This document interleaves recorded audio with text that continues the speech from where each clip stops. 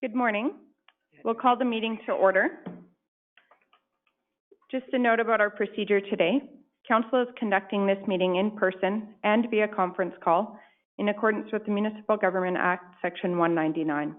Council meetings can take place in person as long as physical distancing of 2 meters can be maintained between participants. At this time, according to Alberta Health, public attendance at council meetings should be facilitated through virtual means. If you've submitted a comment request, the chair will call on you at the appropriate time. The chair may also ask for comments and concerns from the public related to a particular topic, and at this time, phone lines will be unmuted. If you would like to speak, please state your name. We ask that only one member of the public speaks at a time. All persons will be allotted 10 minutes to speak as per our procedural bylaw. Please note this call is being recorded and will be uploaded to our website and/or social media. To eliminate background noise, please mute your phone during the meeting. Everyone has a right to be present at council meetings and council committee meetings. Any attendees that are considered disruptive to the progression of this meeting may be removed at the discretion of the chair as per the Municipal Government Act, Section 198. We thank you for your cooperation and understanding. Just because of the hybrid model of the meeting, we will still start with a roll call. Reeve Link is here. Deputy Reeve Clausen. I'm here. Councillor Wilson. Here. Councillor Bigger. Here. Councillor Eichert. Here. Councillor Kester. Here. Councillor Armstrong. I'm here. And I should have asked beforehand. I think we'll just do voting like by a show of hands, and then we'll just call for yay or nay for the people on the phone, unless we want to continue voting by exception. Do you guys have a preference? With the members on phone, if you call for a vote of in opposition, if there's no opposition, then that saves one step. Just keep doing it that way. Somebody opposes it, then you can go around and do the... Yeah. Okay. So additionally, our voting procedure will be modified due to the teleconference meeting. I will call for any councillor who is opposed to a motion to indicate verbally. For any motions with expressed opposition, we will conduct a roll call vote. Just before we get started, I would just like to acknowledge the loss of a great leader from one of our neighboring areas. Roy Littlechief, Siksika politician and advocate for Indigenous rights, passed away. He was a former chief of Siksika Nation from 1981 to 1983, as well as a prominent voice for Indigenous rights. And I thought this quote from Kathleen McHugh was poignant. It's a tragic loss for 2 reasons. Each time we lose an elder, we lose a little bit of our history. We lose our stories and legends and all that wisdom that our elders carry. They are the knowledge keepers. And Roy was, people talk about how aggressive he was in his younger days and how he didn't back down from people of authority when he wanted to change something for the people. And so people either liked him or they didn't like him. That didn't matter to him. He had a purpose and he never stopped. So I just wanted to take a moment to acknowledge that loss. We do have an agenda before us. Does anybody have any additions or changes? Yes, Madam Reeve, Matt from administration. Yes. In addition to item 4, closed session, legal matter, FOIP section 16, other organizations, GFL.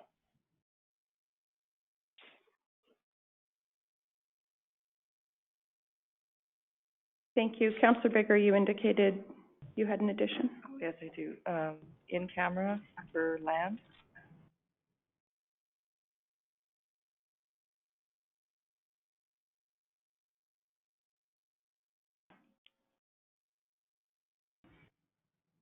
There's no other additions. A motion to approve the agenda?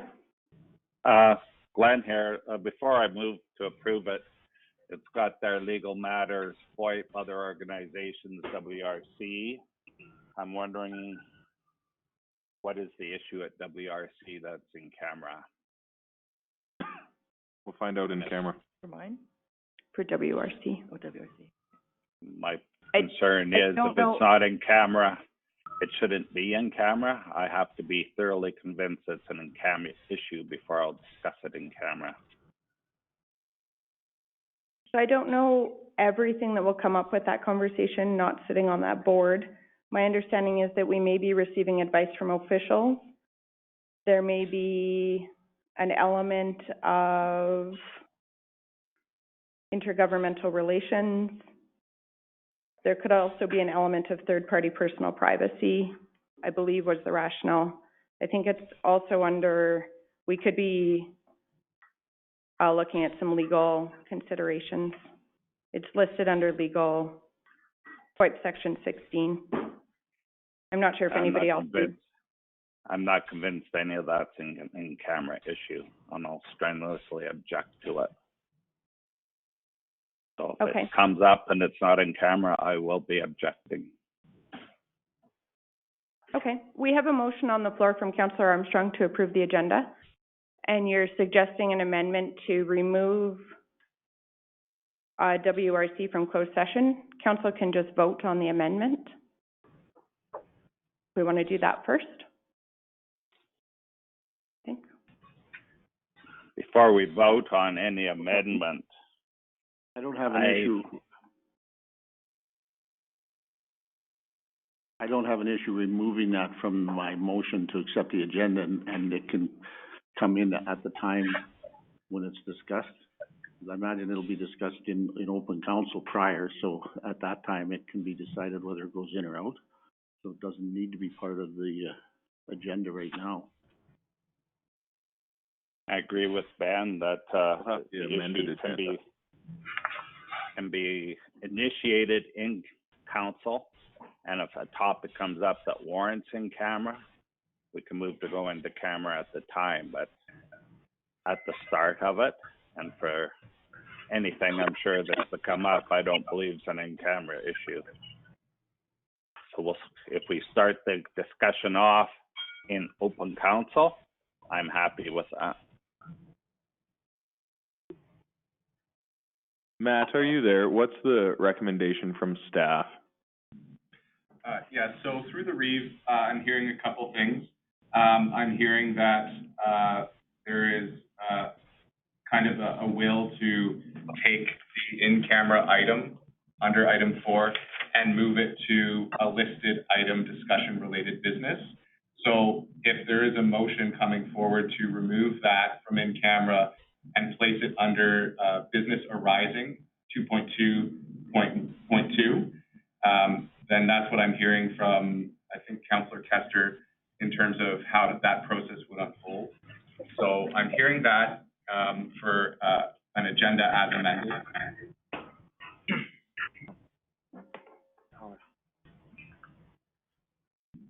So through the chair, you're suggesting, Matt, that go under 2.2?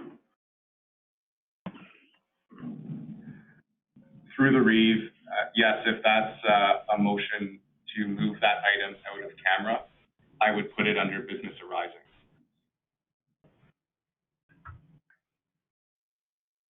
Well, I can amend my motion to accept the agenda with the removal of that and putting it as an item under unfinished business, if that helps. Works for me, thanks. Matt, do you think it should be in camera?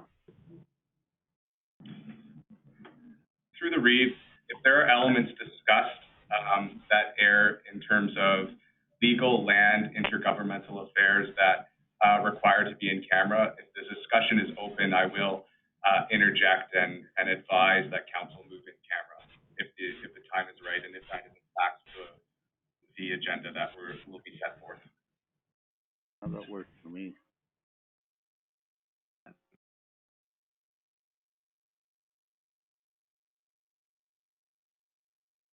So as long as what you're saying, if we move it out and put it under 2.22, then the discussion can resume, and if there's anything that has to go in camera, then you'll interject and we go in camera at that time to deal with the legal side of it?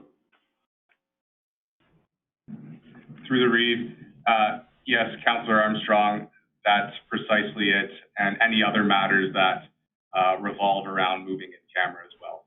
So not, like, I just want to highlight, it's not specifically just legal matters. It could be other elements under the FOIP Act if council discussion starts to trigger those, then I will have to advise that we move in camera. Yep. It's fine by me.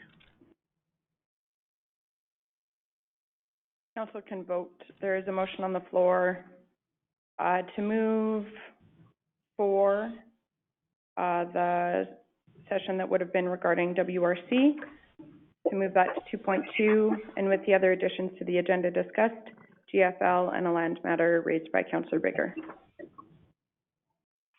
Is there any councillor opposed?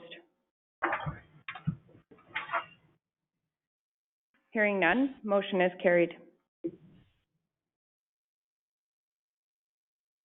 We have some very exciting staff introductions this morning. We have our Manager of Fire and Emergency Services and our Deputy Fire Chief. Good morning. Did you guys want to introduce yourselves, share a little bit?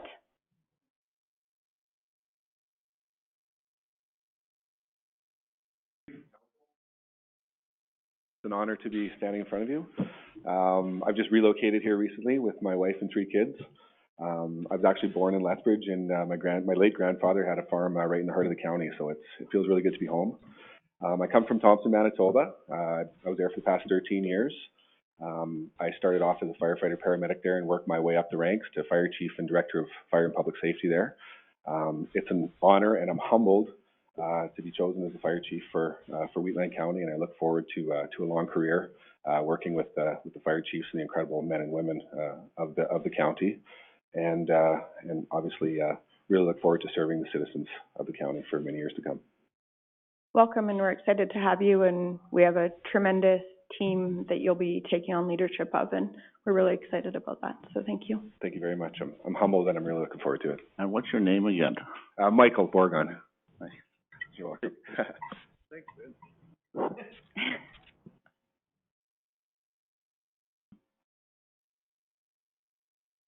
Morning, Madam Reeve and Council. My name is Tom Jukes. I'm very excited to have the opportunity to be the new Deputy Regional Fire Chief for Wheatland County. I reside in Airdrie, Alberta. I've been there for the past 10 years, originally from Mississauga, Ontario. Really looking forward to I might. really looking forward to the opportunity to work with the nine halls throughout Wheatland County. Through the past month, I've been able to meet everybody, and I think there's a real positive attitude and positive approach to the fire service here, and I think good things are to come. And just thank you for the opportunity. I look forward to working with you. Wonderful. Welcome, and thank you.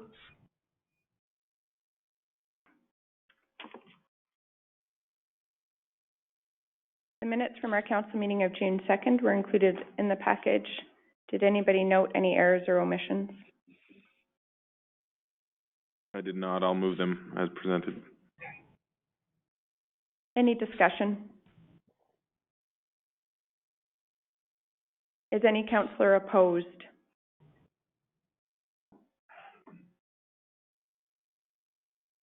Motion is carried. We had the minutes from the public hearings from June 2nd, circulated as part of the package. Did anybody note any errors or omissions?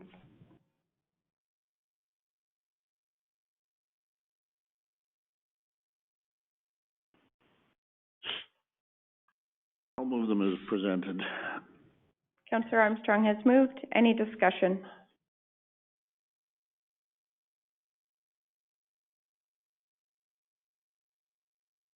Is any councillor opposed?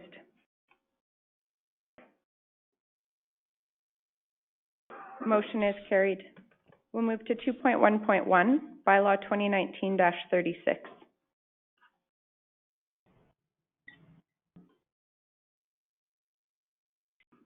Good morning, everybody. This is Megan Williams presenting presenting the second and third reading for Bylaw 2019-36, the Speargrass Land Use District Amendments. So this report starts on page 15 of your council package.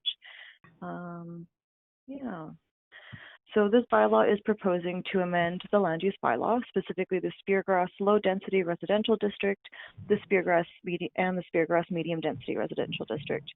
It's proposing the removal of dwelling secondary suite as a use from these two land use districts, to limit the length of time RVs are permitted to be stored on personal property to 5 consecutive days, and that a development permit be required for all new fences in order to control the height and material.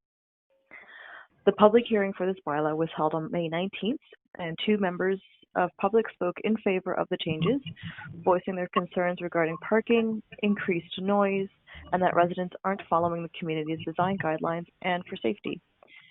Staff would like to note that one of the written comments that was submitted prior to the public hearing deadline was missed, being included in the public hearing package. And so staff is seeking council's permission to read this comment now to include it as part of the public hearing record. Do I have your permission? Does anybody object? To process, yes, I think it can be submitted, but I don't think it can be submitted as part of the public hearing because it wasn't part of the public hearing.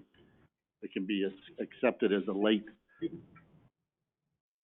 information, but then even at that, then we have new information since public no, hearing. because we don't use it for our deliberation. We can only use what's Just acknowledge receipt. It's just acknowledge that we received it. I think that's probably preferable, Megan, just because we have closed the public hearing. I recognize that it was sort of a technical glitch or an error on our part, but Okay. I think we just want to be mindful of the procedure.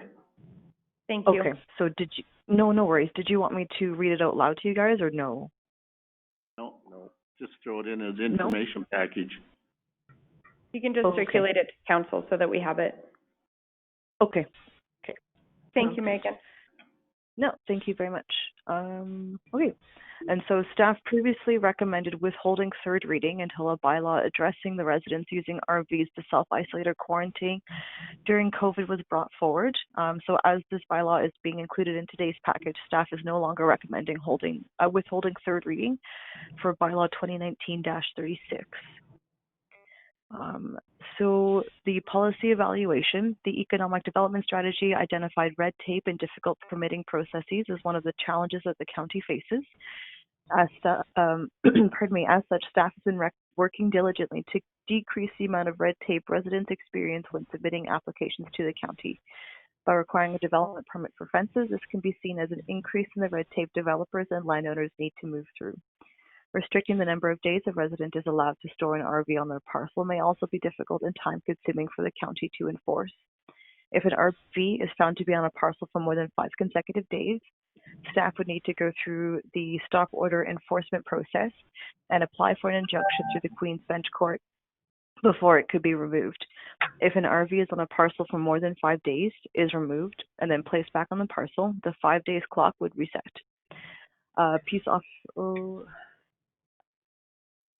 And then staff did receive several comments from the Speargrass landowners for the public hearing. So that comment package was resubmitted with second and third reading notes just to refresh council's memory.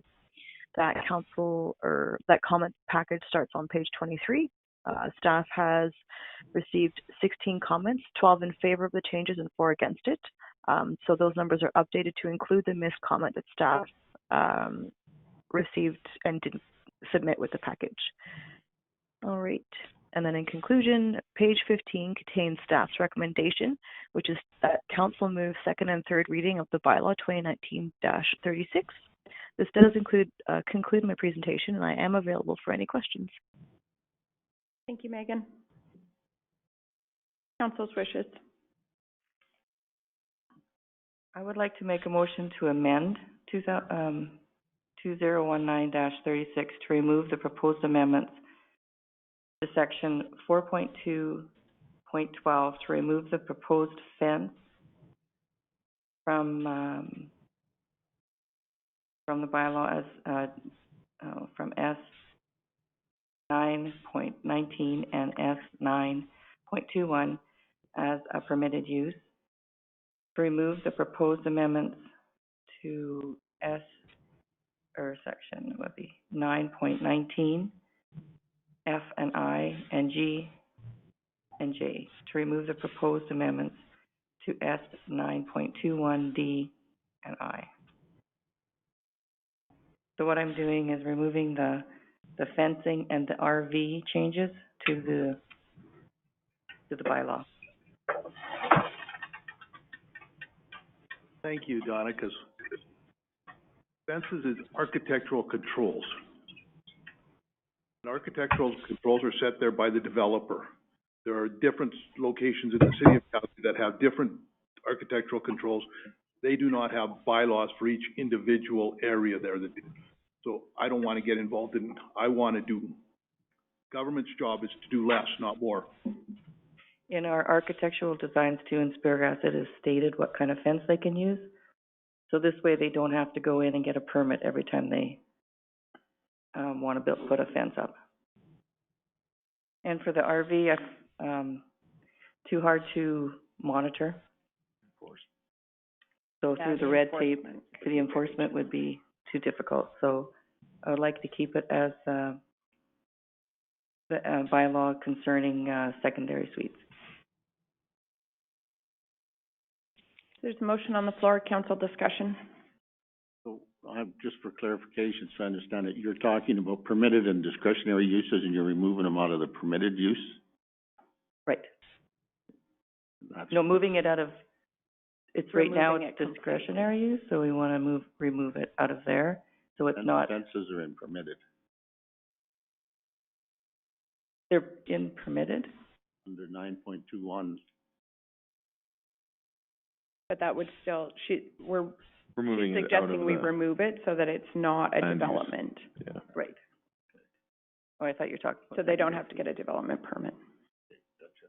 I believe, please, Yeah. administration correct me or Donna if I'm wrong. So just for clarification, we're not moving the bylaw itself, we're just amending it right now?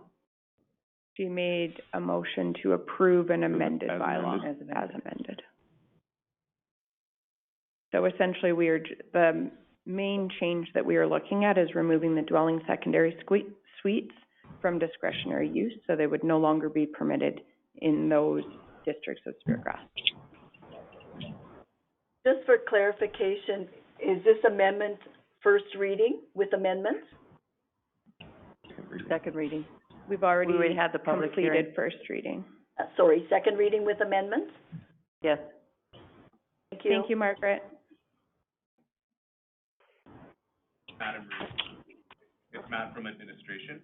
I'm just gonna ask that Megan just summarize and clarify everything for you guys before moving forward. Can you say that one more time, Matt, a little bit louder? No problem. Matt from administration, I'm just going to ask that Megan, just clarify and summarize before moving forward. That would be great, thank you. Through the chair, do you guys have the bylaw on page 20 open in front of you? Yes. It'll help if we go through it together. Okay, so the proposed amendment is to remove the proposed change to section 4.2.12. So deletion of A there, that's in red. And then the next change, or proposed amendment, sorry, is to section 9.19 to delete fences as a permitted use, so they wouldn't need to get a development permit then. But they, the deletion of dwelling secondary suite as a discretionary use will stay. And then the next change is to, under section 9.19, F subsection I, to keep a lot owner may store one insured recreational vehicle on site, so that will be removed. Or sorry, that deletion will be undeleted. And then the deletion of G, so a lot owner may store one RV vehicle on the site for a period of no more than 5 consecutive days. And then the deletion of the new fencing section, so that's H to J. And then going down to section 9.21, Speargrass medium density, removal of fences / gates as a permitted use. However, the deletion of dwelling secondary suite will remain. And then the removal, the undeletion of deletion under D, a lot owner may store one uninsured recreational vehicle on site. And then the deletion of the new F, a lot owner may store one recreational vehicle on site for a period of no more than 5 consecutive days. And then deletion of the fencing section. So in summary, this bylaw now only has the deletion of dwelling secondary suite under the discretionary use for section 9.21 and section 9.19. Hopefully that clarifies things and not confuses it more. I can try to make it a little bit more clear if you guys have more questions. I just had one question, Megan.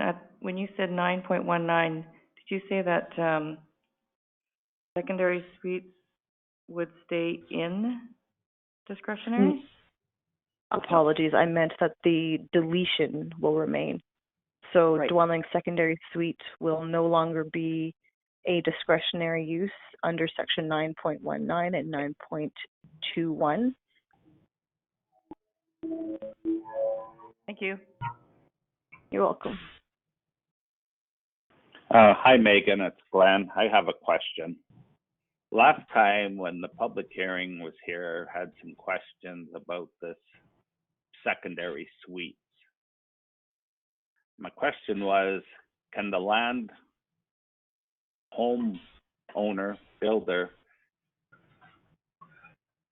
build a second kitchen in his house if he so chooses? Not for the purpose of renting it out, but just so chooses that he can build what he wants to build. This in no way, by deleting this, disables him from choosing to build what he wants to build, does it? I know it looks and smells like a secondary suite, but it's not a secondary suite till somebody's living in it. I'm not in favor of if the residents don't want people living in a secondary suite. I'm okay with that, but I want to make it clear that the builder can still build for his own convenience, a fridge and a stove or a sink, whatever, in any room in his house he so chooses. They would be able to, so long as it doesn't hit the other requirements underneath the definition. And just bear with me right quick. I believe they would need to have a separate entrance, and then there's something else.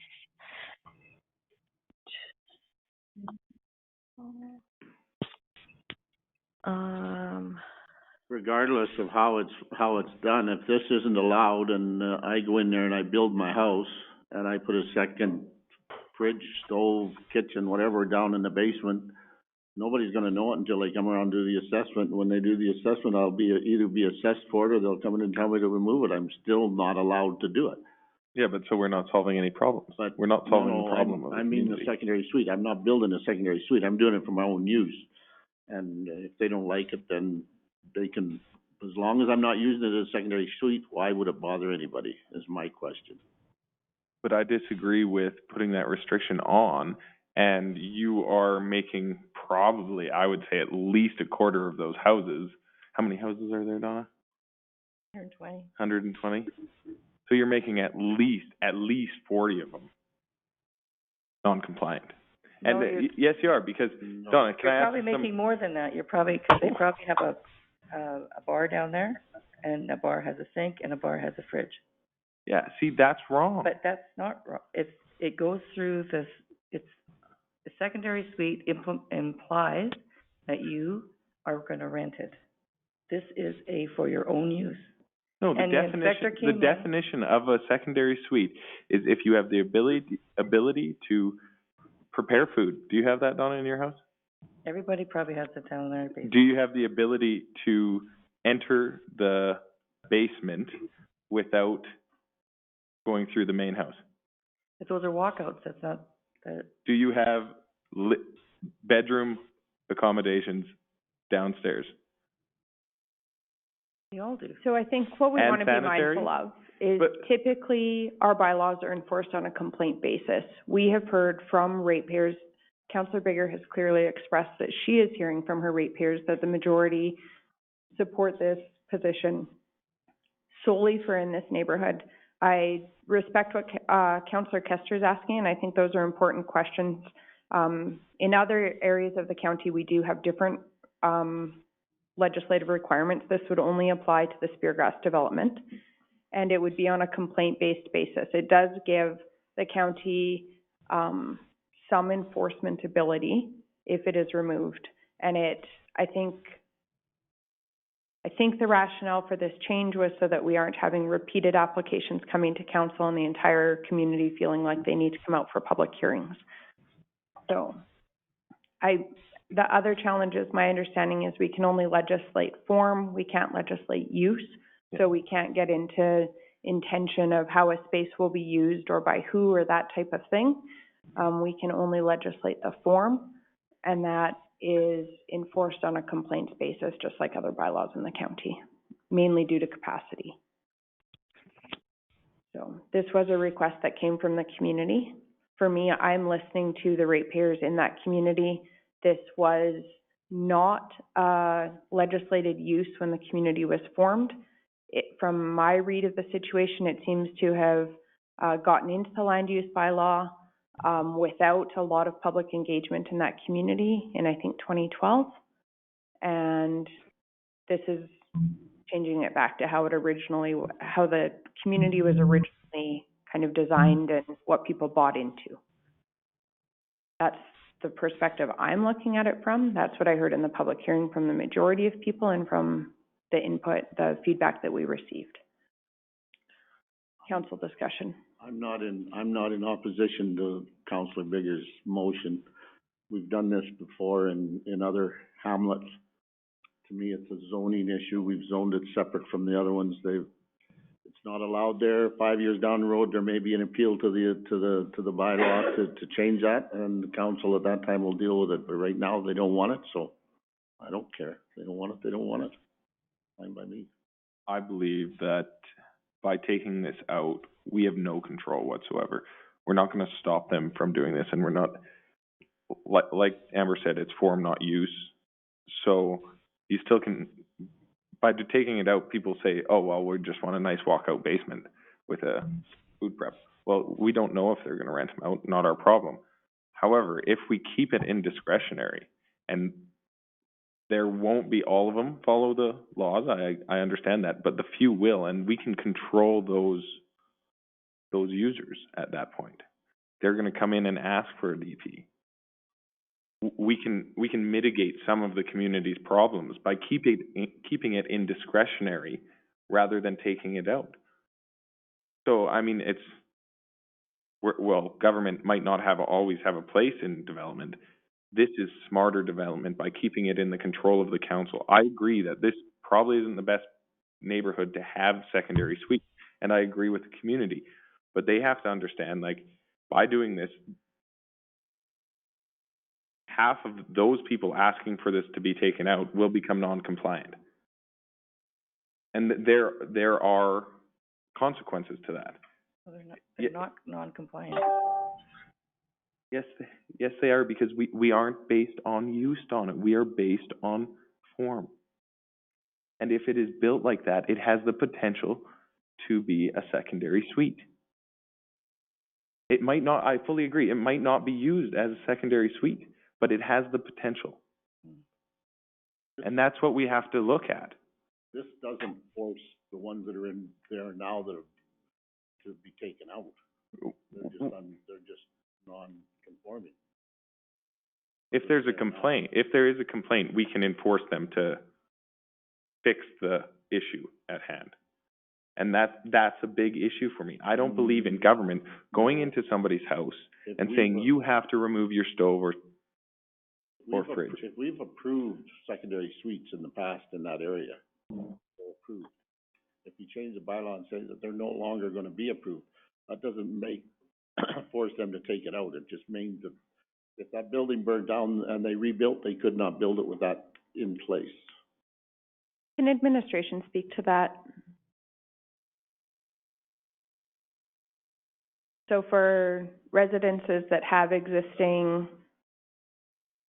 areas that would meet the criteria for secondary suites, what the implications for them could be I'm thinking to liability or insurance consequences. Now, I'm mindful that they still are not legal even if this is under discretionary, because they would have to come in for a discretionary application and council would still have to approve that or they would be non-conforming. That's correct there, Amber. If they don't have a development permit for their secondary suite now, and as far as I'm aware, we haven't received any development permit applications other than the one from last fall. So if there's any residences that have a secondary suite now, they're technically illegal because they don't have a development permit. Yeah, right. If the use gets removed from the bylaw, then there's no way for those secondary suites to become conforming. They wouldn't be able to get a development permit and basically retroactively retroactively upgrade their basement development into a secondary suite. I don't know what the implications are for insurance. So I don't feel comfortable speaking to that. Another problem that's happening is that when it's listed as a development that will accept secondary suites, people from out of province or out of the community are buying it up and have the capacity to maybe actually put in secondary suites.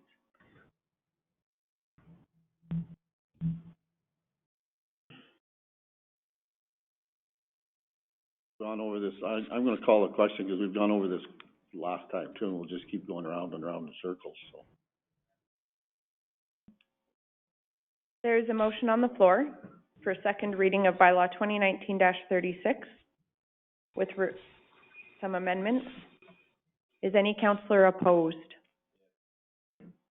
Yes. Hearing opposition, we'll move to a roll call vote.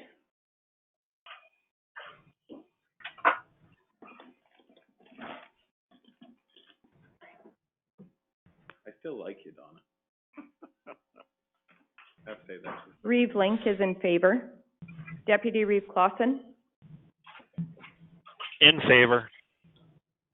Councillor Wilson. Not in favor. Councillor Bigger. In favor. Councillor Eichert. In favor. Councillor Kester. In favor. Councillor Armstrong. In favor. Motion is passed. I'm not the one upset. I mean, that's the world, eh? We'll move to bylaw 2020-03, land redesignation bylaw. We're doing third reading. Sorry, third reading. Yes, thank you, Glenn. Before we vote on third reading, I know I've talked about this secondary suite. I'm also a firm believer if that's what the community wants, that's the way I'll vote. I still don't believe they know the ramifications of the vote, and I have concerns of it. But it's been said, if they don't like it, they can get it changed again. So that's the only reason I'm voting for it, because they asked for it. Okay? A motion for third reading. So moved. Councillor Armstrong has moved. Is any councillor opposed? Yes, for the same reasons as previously stated, and I do not lean whichever way the wind blows. Hearing opposition, we'll take a roll call vote. Reeve Link is in favor. Deputy Reeve Clausen. In favor. Councillor Wilson. Not in favor. Councillor Bigger. In favor. Councillor Eichert. In favor. Councillor Kester. In favor. Councillor Armstrong. In favor. Motion is passed. Now we can move to bylaw 2020-03. You should come.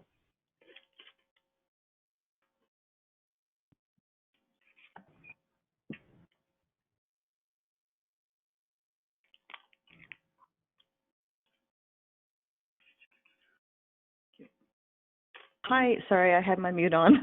Good morning, this is Megan Williams presenting first reading of bylaw 2020-03. This bylaw is redesignating land at the intersection of Highway 56 and Township Road 242 approximately 1 mile east of the village of Hussar. So this report starts on page 44 of your council package, and the location map is on page 47. This bylaw affects land within electoral district number 7. This bylaw is proposing to redesignate 190 acres of agricultural general land to a new direct control district to facilitate a Class 2 landfill and the supporting developments such as the scale and accessory buildings.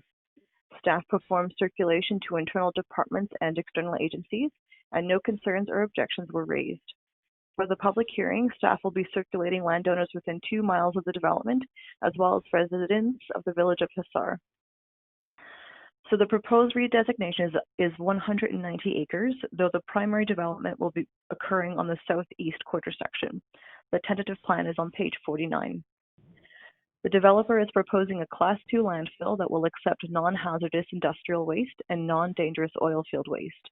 As the county's land use bylaw does not currently consider landfill a use, staff included several definitions into this DC district and tailored them to the developer's proposed use while still being in alignment with Alberta Environment and Parks definitions. So some examples of non-dangerous oil field waste include contaminated soil, drilling waste, hydrovac solids, cement returns, and decommissioning materials such as metal, concrete, and wood. And non-hazardous industrial wastes include construction and demolition waste, mostly consisting of wood, metal, concrete building materials, hydrovac solids, contaminated soil from places like gas stations, auto shops, and chemical plants, and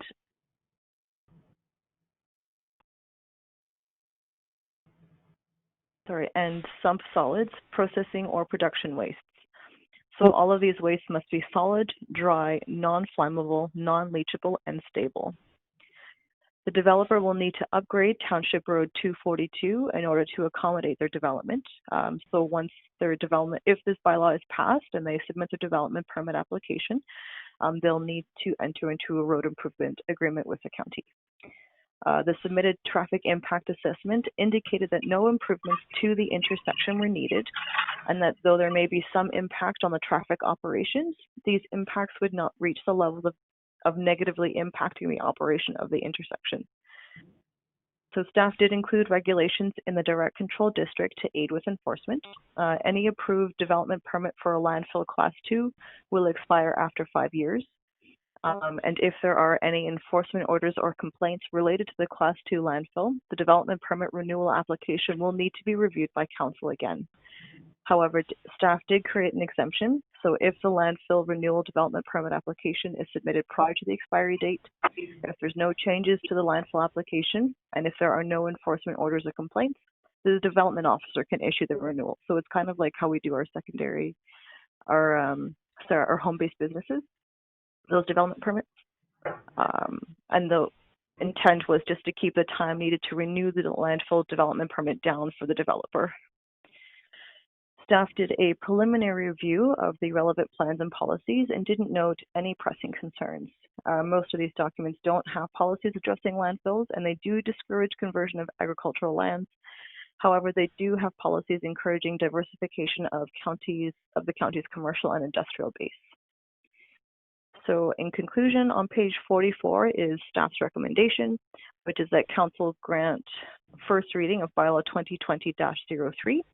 This being a bylaw for the purpose of amending land use bylaw number 2016-01 to redesignate approximately 190 acres of the southwest and southeast 1824-19 west of the 4th from agricultural general district to a new direct control district as shown in the attached Schedule A, and that a public hearing for bylaw 2020-03 be scheduled for August 18th, 2020 at 9 a.m. in Wheatland County Council Chambers. And then if the office remains closed to the public due to COVID-19, that the public hearing be held by conference call in accordance with the Municipal Government Act, Section 199. Thank you very much, and that concludes my presentation. I'm available for any questions. I have no questions. I'll move the first reading and save all my comments for the public hearing. The motion on the floor, council discussion. Actually, just a comment about the public hearing.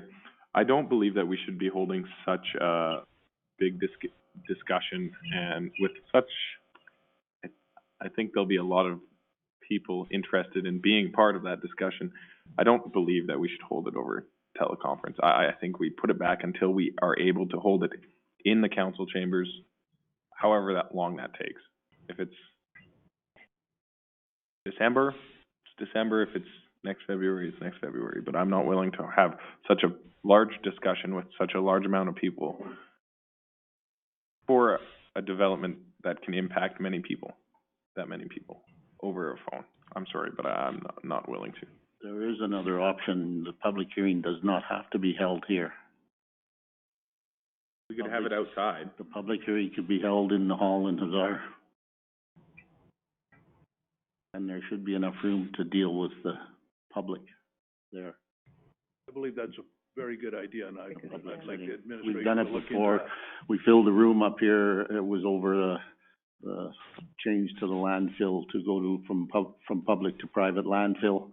And, we couldn't accommodate everybody here, so it was done on a spur of the moment, and we moved to the school gymnasium in Strathmore, which was done, it wasn't done right because it was done so, it was set up in an hour. If we set this up for August the 18th or the 19th or whenever that time is, and we arrange for it to be there, then we can have the mic system and everything else set up properly to handle the crowd and the presentation. I don't have an issue doing that. So the only challenge I can foresee is we don't know what the Alberta public health gathering restrictions will be. Currently, it is a 50 people maximum for indoor social gatherings. I realize it's not a social gathering, but we can get 50 people indoor there while still maintaining social distancing. We can't get 50 people in here while maintaining social we can, but the challenge is if you have 51 people, my understanding is we cannot turn people away from a public hearing, and that's why they are recommending You won't be turning them away if you have a speaker set up outside, and they can wait outside, and then they can come in and someone else can go out. There are ways to make it work if we have the time to set it up. If we lengthen the public hearing and do it in the evening so everybody can make it, and have it 3 hours spread out, and then they can come at interval time, Can administration speak to our ability to sort of schedule the public hearing? I know we can't really do it by appointment. Can administration see this working?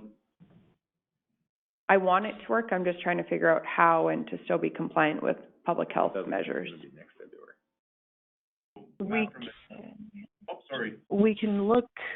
Sorry guys, through the chair, we can look into it. I don't see why we wouldn't be able to do it if we had a big enough space. But I don't know off the top of my head. So Matt from administration, just checking, can you hear me? Yeah. Yes, thank you. Perfect. Yeah, precisely to Megan's point, we can certainly make that work in keeping with the restrictions and the guidelines that are set forth by AHS. We will have to continuously monitor, obviously. Things may change, which is obviously the tricky thing here with regards to any restrictions and or guidelines that Alberta Health sets forth and downloads to all municipalities. So we can certainly monitor and keep council apprised. Now, if it's the will of council to, in fact, schedule a specific location right now, Resolution 2 reads Wheatland County Council Chambers with the stipulation that if everything remains closed, it'll be held by conference call. So we have the ability now to amend that to a specific location should council choose to do that. So we can make that work contingent on us monitoring and any of the restrictions that may be coming forth from Alberta Health.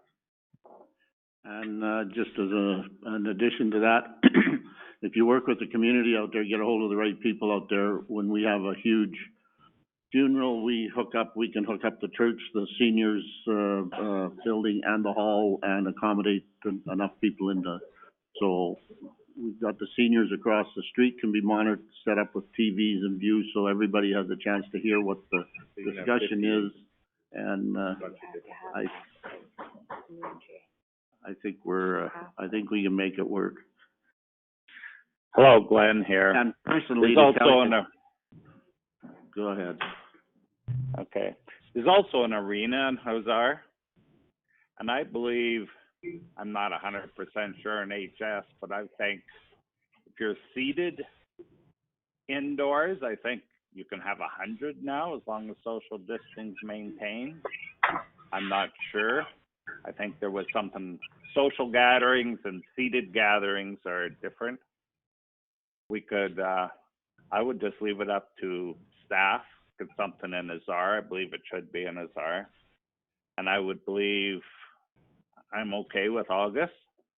And the day comes and we can't accommodate and it just isn't working, we have the option of recessing the public hearing. It doesn't have to be the last chance.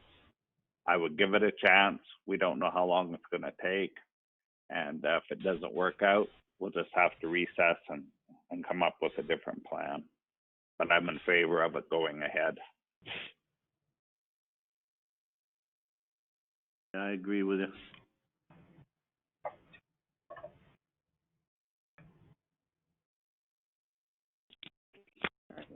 So I'll put first reading on the floor with the condition that staff look into setting it up and using the facilities in the community of Azar to run the public hearing.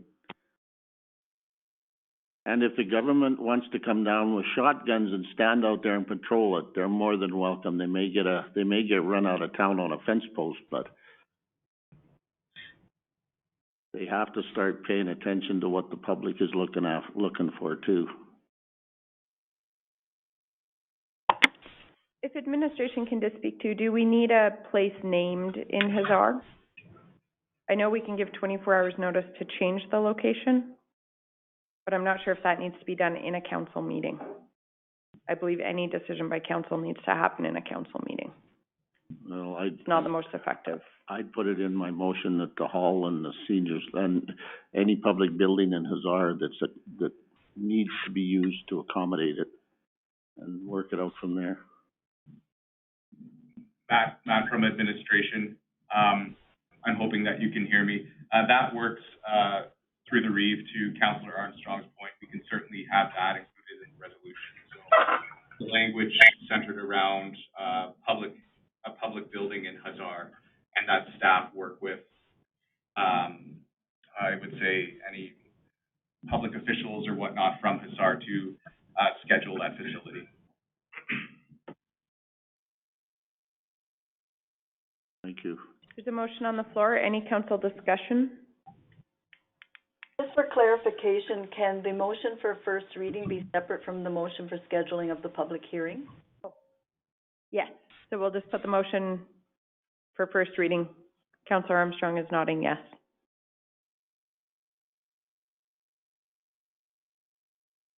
Any council discussion on first reading for bylaw 2020-03? Is any councillor opposed?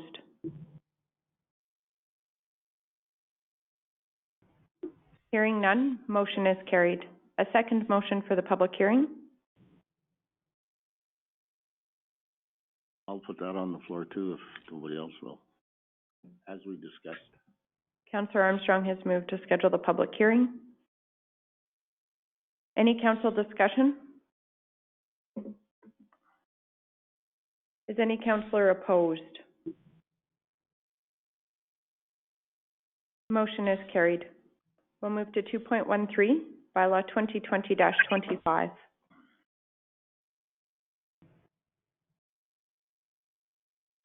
Good morning again, Council. Good morning again, Council. This is Megan Williams presenting first reading of bylaw 2020-25. So, oh shoot. Okay, this bylaw is amending the land use bylaw to update multiple land use districts, specific use regulations, applications for development and subdivision, and definitions regarding recreational vehicles used for quarantine or self-isolation, and the COVID-19 temporary payment deferral incentive. This report starts on page 53 and will impact the whole county.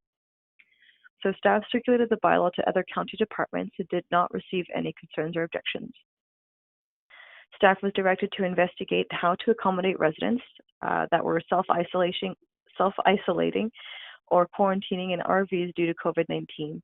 as the land use bylaw specifically prohibits the use of RVs to live in, and Brownlee LLP cautioned municipalities to ensure any changes in operations and application processing were still legal in their land use bylaw and other policy and regulatory documents. Staff is proposing the changes listed in bylaw 2020-25. The proposed changes are listed on page 57 and 58 of the council package. Staff is proposing a new definition for a recreational vehicle for quarantine or self-isolation. It is proposing this use is not required to obtain a development permit. Staff is also proposing a timeline for this use to October 2021. If this timeline would need to be extended, a land use bylaw amendment would need to be completed. And the new use is included in the land use districts that have any type of dwelling as a use, excluding a dwelling employee. And then in bylaw 2020-25, staff also included amendments to the applications for development and subdivision, part of the land use bylaw to accommodate the new COVID-19 temporary payment deferral incentive program. If council does not wish to amend the land use bylaw to include the new use, which is the RV used for quarantine or self-isolation, staff is still recommending the proposed amendments under number 4 and 5 in bylaw 2020-25 still be considered in order to align the land use bylaw with the new incentive program. In staff's preliminary review of the relevant policies, plans, and documents, no policies, guidelines, or objectives pertain to the proposed amendments. Page 53 contains staff recommendation. First, that council grant first reading of bylaw 2020-25, this being the bylaw for the purpose of amending land use bylaw number 2016-01 to update multiple land use districts, specific use regulations, applications for development and subdivision, and definitions regarding recreational vehicles used for quarantine or self-isolation and the COVID-19 temporary payment deferral incentive, and that a public hearing for bylaw 2020-25 be scheduled for August 18th at 9 a.m. in the county chambers. That concludes my presentation, and I am available for any questions. Thank you. Council's wishes.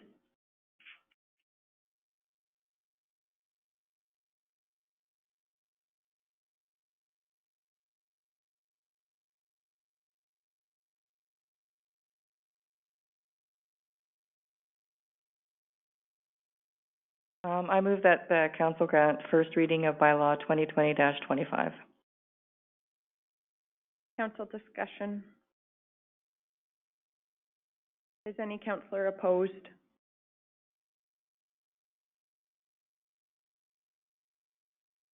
Motion is carried. Second motion for a public hearing. I'll move the recommendation. So you're scheduling it for the same day as, Yeah, we may have a challenge Hazard? if we're in Hazard that morning. I'd hope we don't do it during the morning, as most people work during the week. I'd hope that we schedule a public hearing in SAR for the evening. Doesn't matter. You can have it in the morning. It won't make that much difference. Something not important for half a day, they'll take the time they need. They might be either way, upset about it. either way, this should be scheduled for a time. different day. Okay. For the September. My thought. I don't think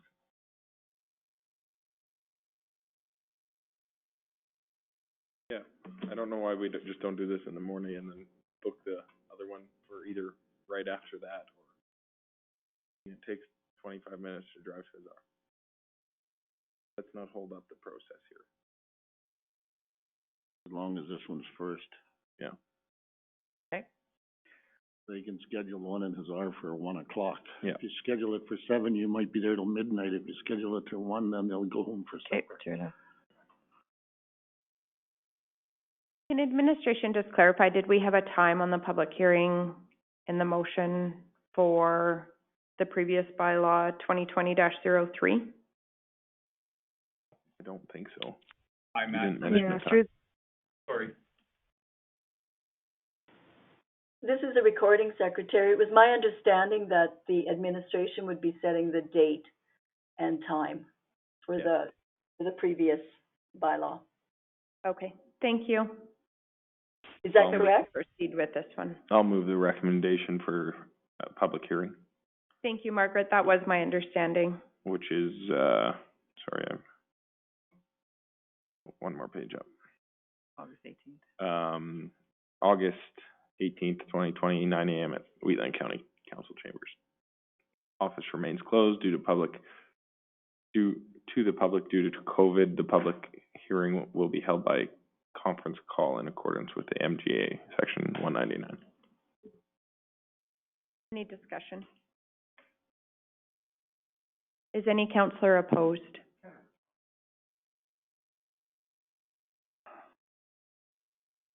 Motion is carried.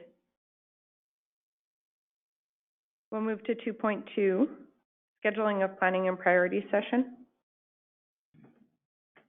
Good morning, Madam Reeve and Council. It's Matt from Administration. So Administration wanted to prioritize this on this agenda package to ensure that we have a fulsome discussion on some outstanding items that we need to address as soon as possible. So some dates that have been submitted to me and just through perusal of the July calendar for a planning and priority session would be July the 3rd, which is a Friday, July the 6th, which is a Monday, July the 10th, which is the following Friday. Now, July the 13th and 14th have also been put forth as some ideal dates, and that would be a Monday and a Tuesday. To make note, July the 14th, there is a municipal planning commission in the morning, so council would theoretically be here for that or on conference call. So that would be kind of a date to make note of that we are all gathering anyways. So if council would like me to read those dates again, July the 3rd, July the 6th, the 10th, the 13th, or 14th. What about next Tuesday? Administration wasn't going to be prepared to present everything until July. So you're, through the chair, you're saying the 14th we're already involved in a, right? We have MPCs, so MPC, it's often so brief. That's correct, Councillor can we Armstrong. not just continue after MPC? It makes more sense to me. That works for me. Every day is good. Tom is giving thumbs up. I'm going to Ireland. Deputy Reeve Clausen or Councillor Kester? Whatever works for everybody, doesn't matter to me. I'm good with anything. All them dates were good. MPC, probably the smartest. Can we have a motion to schedule it for July 14th? Moved. Councillor Armstrong has moved. Any discussion?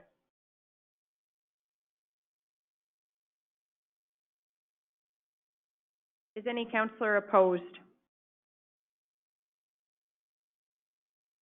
Motion is carried. We'll move to 2.2. We moved a second agenda item there, Wheatland Regional Corporation.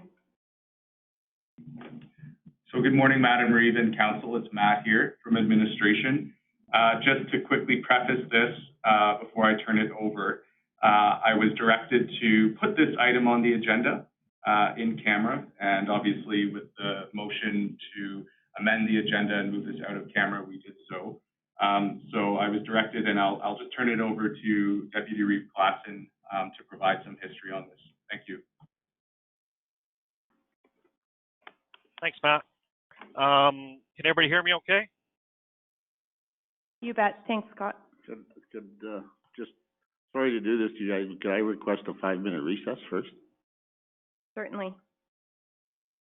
Thank We you. will take a I'm not 5-minute used to sitting. recess. We will reconvene at 10 after 10. Thank you, sorry, guys. Thanks. No worries. On 2.22, Wheatland Regional Corporation.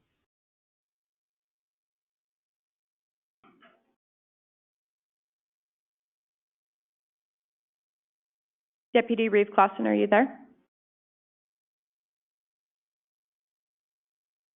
Yes, I'm here. Can everybody hear me still? Yeah, maybe just speak a little bit louder if possible. Not a problem.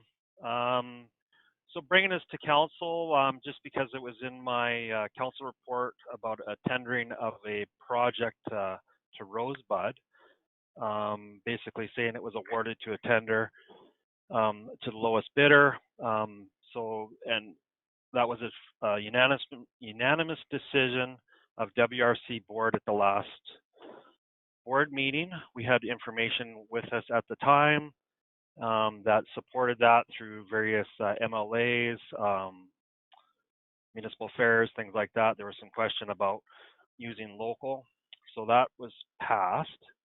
So then things have transcribed since then. In question of the managing partner, which happens to be a village, that they have not yet awarded that as WRC board direction. It has gone to their council twice now, I believe, and still nothing has happened. I feel that the information that we had presented to at the time was very clear. It was very covered many different directions of it, and I'm concerned that there may be some legal implications of this because we're not following this very stringent tender process. I'm pretty sure any discussions after that about the tender itself should be in camera, so we don't put ourselves in a legal position. And I'll just leave it at that and see what anybody has to say. Any questions?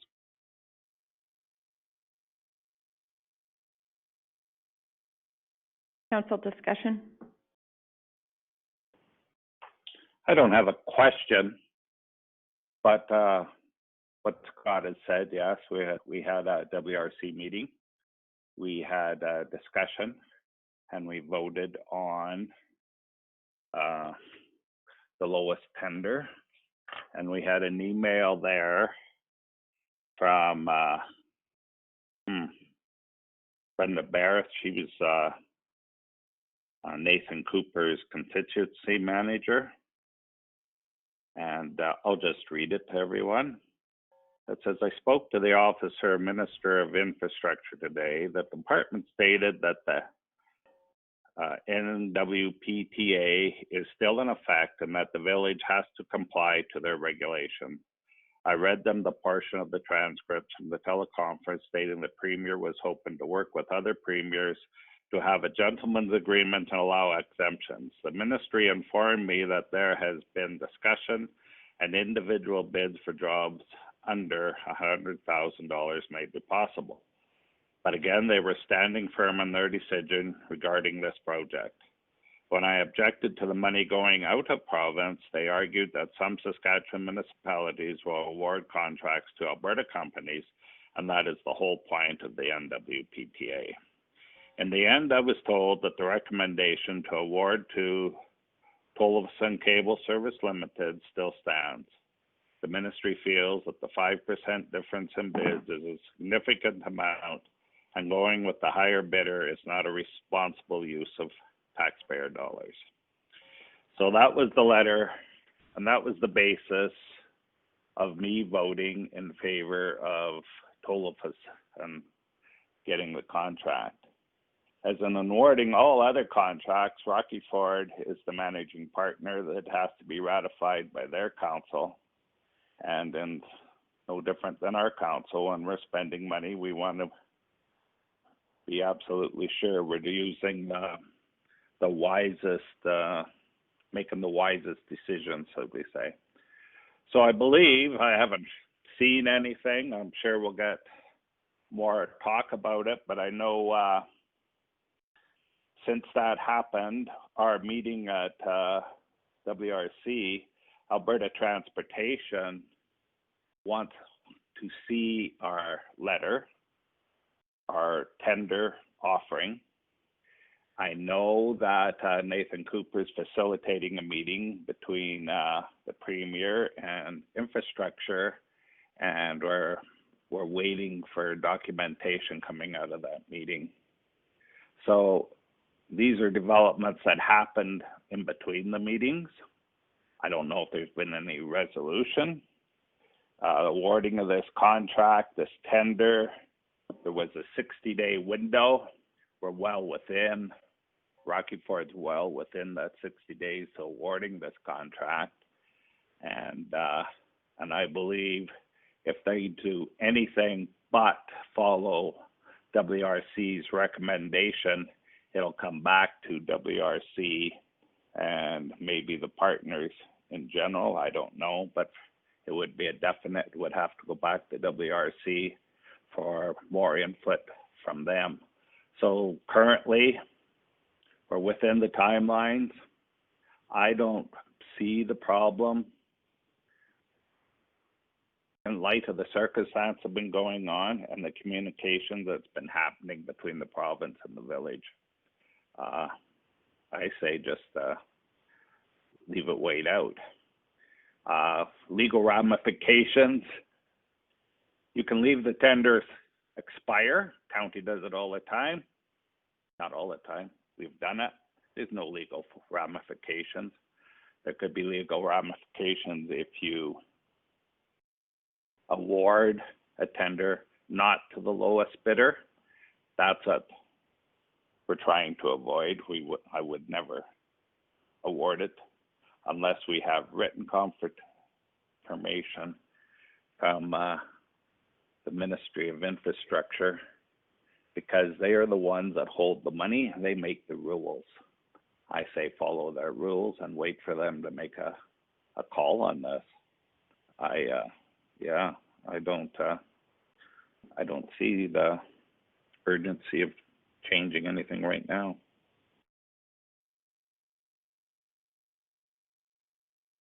I'm just a little bit confused though, because the WRC board has awarded this tender.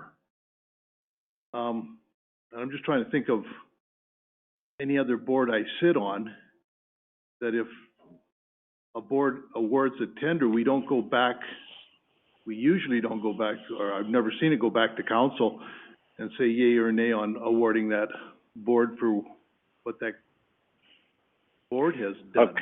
Okay. So WRC is a company, corporation. They cannot receive government grants. They have this tender is awarding, in essence, government grant funding for it. So in order to get government grants, there has to be a managing partner. The managing partner, way back when, was chosen, and it was Rocky Ford that was the managing partner. So everything that has to do with a government grant has to be a Rocky Ford motion. Rocky Ford gathers the grant, they spend the grant. Rocky Ford is the legal owner of all the infrastructure that has been bought with grant money. I believe in the agreement from the grants. Rocky Ford is to retain ownership, I believe, for 5 years from the date the grant was obtained. And we have documents that state that the expiration of the 5 years, the village of Rocky Ford will transfer to WRC all infrastructure. That was the route. I know it's not efficient, but the corporation gives the municipalities the greatest freedom to run business through the corporation. If we would have chose to be a commission, we could have applied for government grants and we wouldn't have had to have a lead municipality. But anytime you want to do anything besides water, delivery of water, you have to get approval from the legislature in Alberta. So it's cumbersome, to say the least. So that was the choice we made at the time, to be a corporation, knowing that we have to go through Rocky Ford to change it. So corporation technically cannot award a contract like this. We could award a contract maybe to build a sidewalk someplace that doesn't involve a grant, but to award this, any infrastructure related to grants, Water Corporation, Wheatland Regional Corporation cannot award we can make recommendations to Rocky Ford. Rocky Ford debates it, passes a motion, and we carry on. So in this case, Rocky Ford, from my understanding, wanted more information because of the information coming. And as it was stated at the WRC meeting that night when we were picking, we had this letter from Nathan Cooper's office stating that Alberta Infrastructure is saying we have to go with Tollefson, I think that's how you say their name, cable. And that's what our decision was based on. If we get another letter from Alberta Infrastructure stating something else, we can certainly revisit it again. Like I say, we're well within our timelines of the 60 days to look at it. And yeah, I don't foresee a problem. So through the chair, seeing how it's come to council, is it appropriate to put a motion on the floor to the effect that Wheatland County supports the actions of the WRC board in the tendering of such and such a contract, and leave it at that? And let the WRC handle it the way they see fit to handle it. As long as it meets the timelines, I can't see a problem with it. Sorry, mute buttons here. I don't foresee a problem either if it comes back at the request of the village that WRC relook at it because of additional information. I mean, that happens from time to time. It happens in council from time to time. Yeah, I don't foresee a problem in supporting the WRC in their deliberations. We have this infrastructure is huge. Yeah. We have two members sit on that board, and we have an alternate that also is up on what goes on that board. And I think the prudent action is to leave it up to that board and the members that represent us to present our case and carry on. Yeah, I agree with you, Ben. I don't think there's any legal ramifications for the county. The county is not awarding the contract. County is not telling anybody to award the contract. WRC is the beneficiary, but we can't award it either. It's wholly in the village of Rocky Ford's domain. It's in their, it's legally their contract, everything. I know it's complicated, but, and you don't deal with it all the time. And we made these deals. The first contract was awarded. It was signed by Brian Mason and the newly formed NDP government, I think 2 months after he was appointed Minister of Infrastructure. I don't know for sure what month it was, but August just kind of sticks in my mind. I think it was probably the first thing he signed, being so all these deals, all the paperwork, everything was done with a previous conservative government. They just never got it signed before they went to the election. So it's we've been at this a long, long time. So I've got some questions that I would need to run this by administration. Because if Rocky Ford teams and they choose to go with the second lowest bid, that's a difference of $142,000. And I'm adamant that there is only ever one taxpayer. So number one, that's wrong on that end of the thing. Number two is the county of Wheatland's responsible for 10% of whatever phase 3 is. So that'll be another $14,000. And I'm just trying to wrap my head around, where does another municipality have the right to indebt another municipality without our municipality, like I can't say that Yeah, so, and I'm pretty sure if I look it up, I'll find that, but I don't have that in front of me. I'm just really concerned about the $142,000, which I am diametrically opposed to, because this is taxpayers' money. Like, there's one taxpayer, and that's it.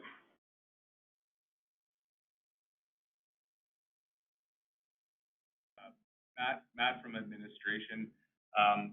Counselor Eichert, I have not, admittedly, have not read through the tender and basically the clauses in there, so I couldn't comment on whether, the discretion was up to choosing bidder one, bidder two, or bidder three, in terms of that and how it was decided upon. Don't know the history on that one in terms of how this was decided, so I couldn't comment from an administrative capacity on that. Just listening to Councillor Kester's background, I'm understanding on how it was decided upon, but I'm not sure if Councillor Kester wants to elaborate on that discussion there. Oh, mute again. Yeah, like I stated before, I don't think Rocky Ford is going to choose a different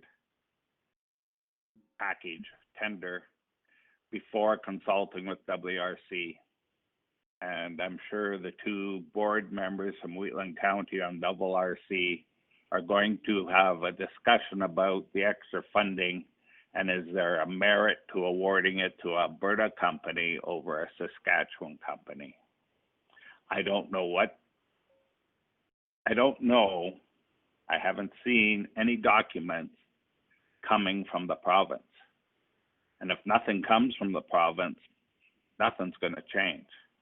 If something comes from the province strongly recommending that we choose a different tender, I would have to, myself, give strong consideration to the province wishes, because they are the ones who are putting in the bulk of the money.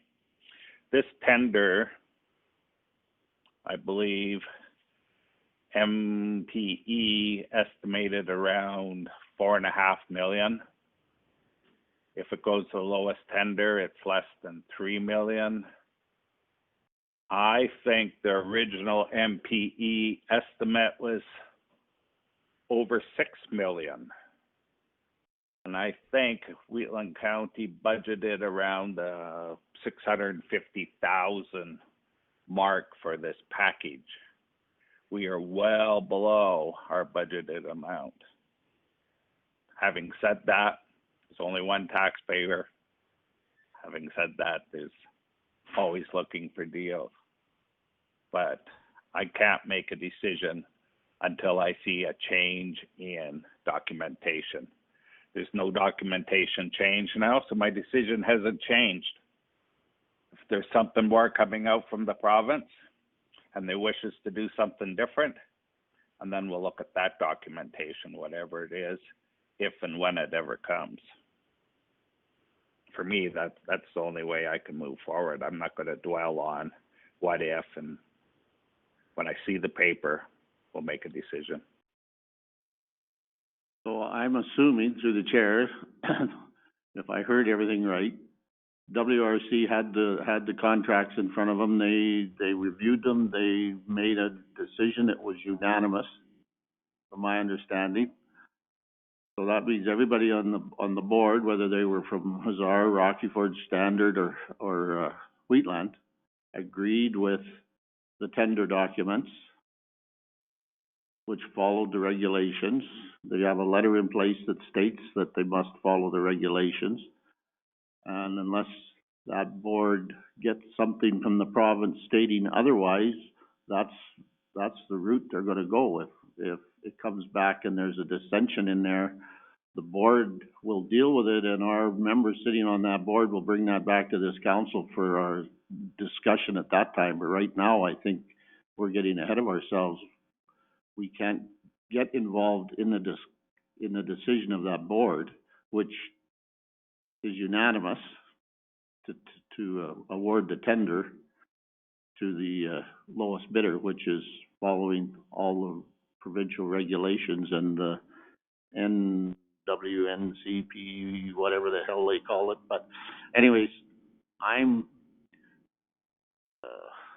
got enough faith in the board and the members that sit around the board for the WW Wheatland Corp. that, they will make the decision that they have to make this go forward. And if it's negative to the one they've already put on the board, then I'm assuming it will come back to this council for discussion. Hi, Scott here. I just want to clarify some things. The board made the decision, yes. 100% unanimous, yes. Any of these actions outside of that, there was no direction given by that board for any letters sent to any MLAs, for any letters sent to any ministers. Any of that other thing was not the direction of that board. This is all, I believe, the managing partner doing this. And I'm concerned that if this is the case moving forward, why do we have a board of directors?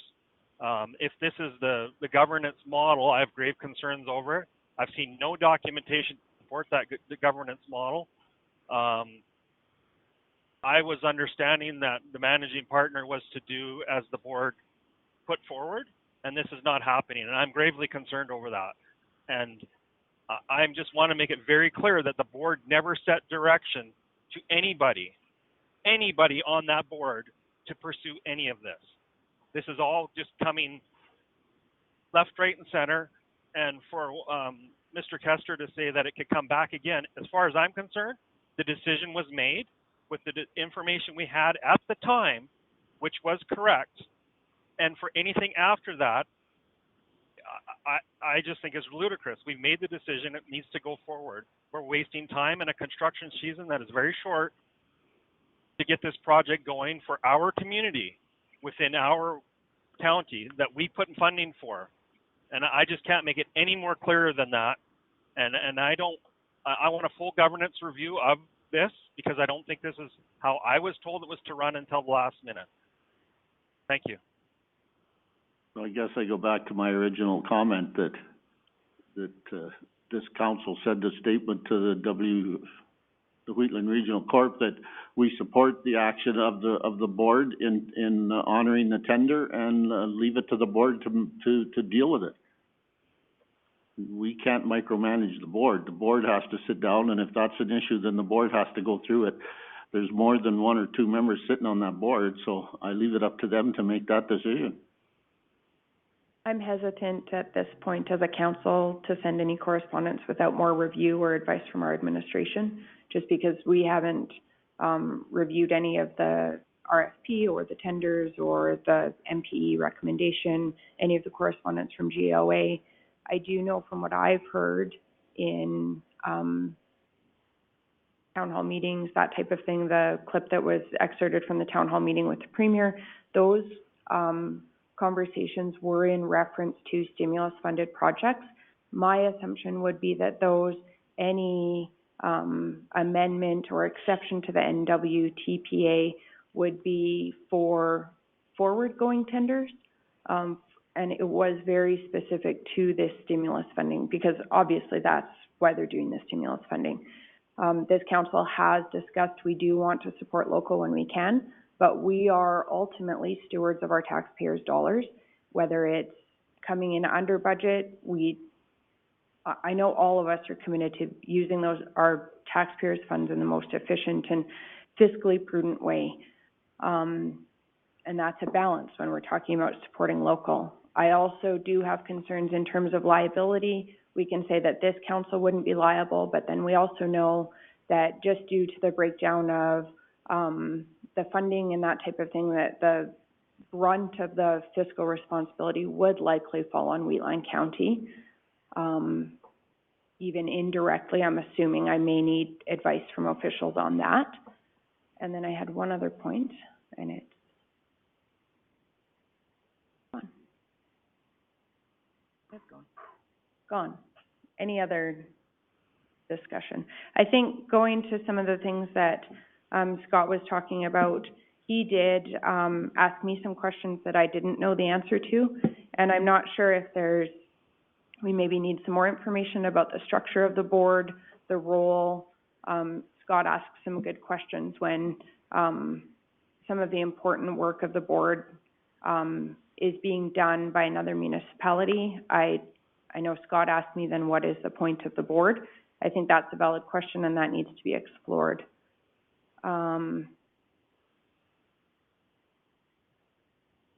My preference would be to go into a closed session with this. I would like to ask administration to do some analysis and to provide us some more information regarding this. I'm also concerned, I'm mindful of our relationships with our other municipalities and I want to respect those.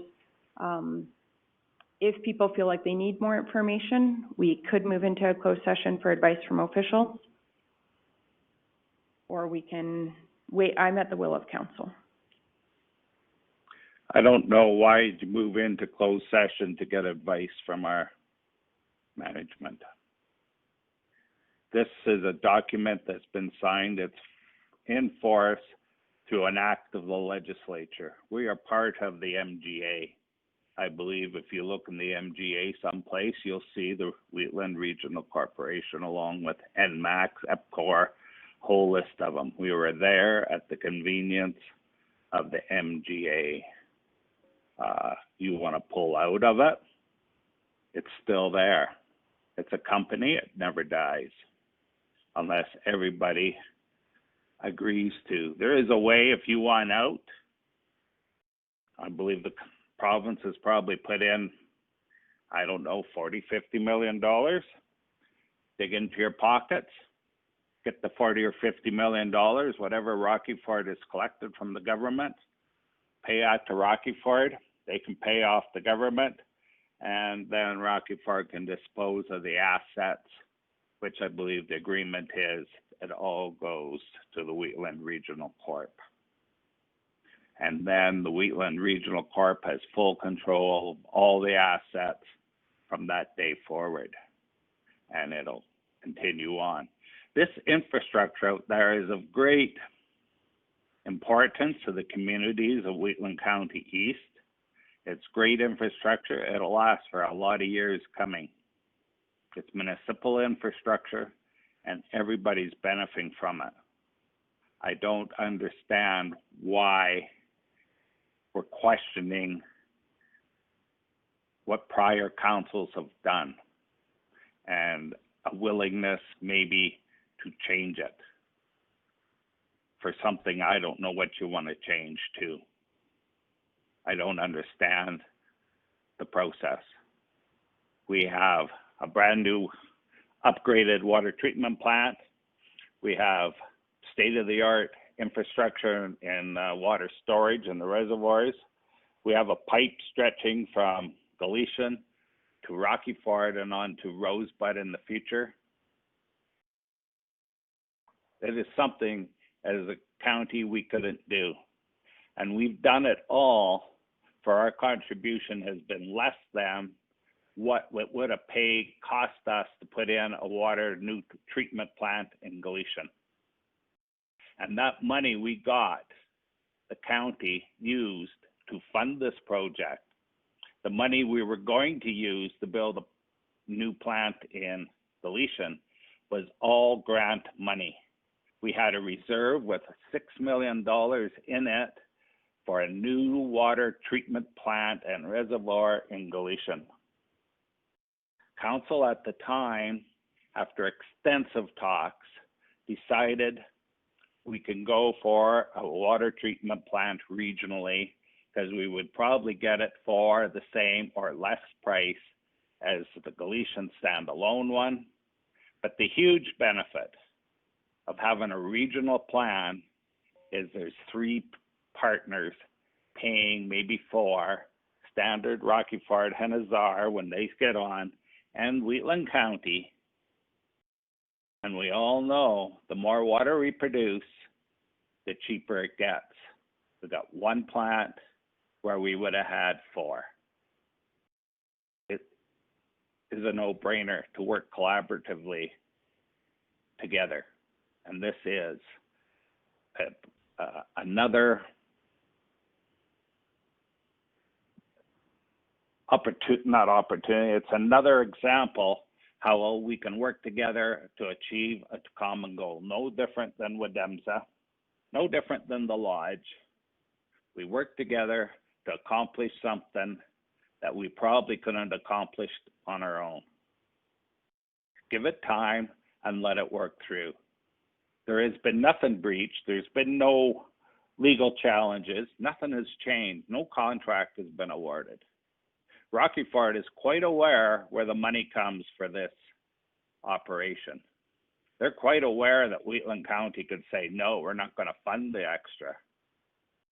They're right aware that maybe before they change anything, they're going to have to do some talking with everybody and make sure everybody's on the same page. It's a regional partnership. Give it a chance to work.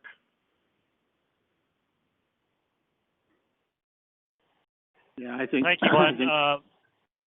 I never once said that we should pull out of this. I want that publicly stated. I think the idea of WRC is good. There's some challenges in the operation and management of it right now and how things are working. When you mention partnership, when a board decides something and another entity decides not to move forward with that, I question the partnership, because we are gathered from all parts of the area and come together and make a decision to move forward. And one of my point is, there was no discussion when that was brought forward about this. Zero. It was voted unanimously, even by the managing partner representative at that board. There was zero discussion about it, that there was going to be anything after the fact. And again, I have nothing against this regional system. I think it's a great system. I'm glad it's there. I just want to make sure that everybody's treated fairly throughout this. And that's my biggest point. Thanks. Well, I guess I have one question. I don't know, it'd be to Glenn or to Scott, whoever. Have you received anything from the town of Rocky Ford saying that they are going to award the contract somewhere else? No. No, Well, apparently there was. Just let me finish. We've got an update. Okay. You haven't received anything back from them, so we're shooting at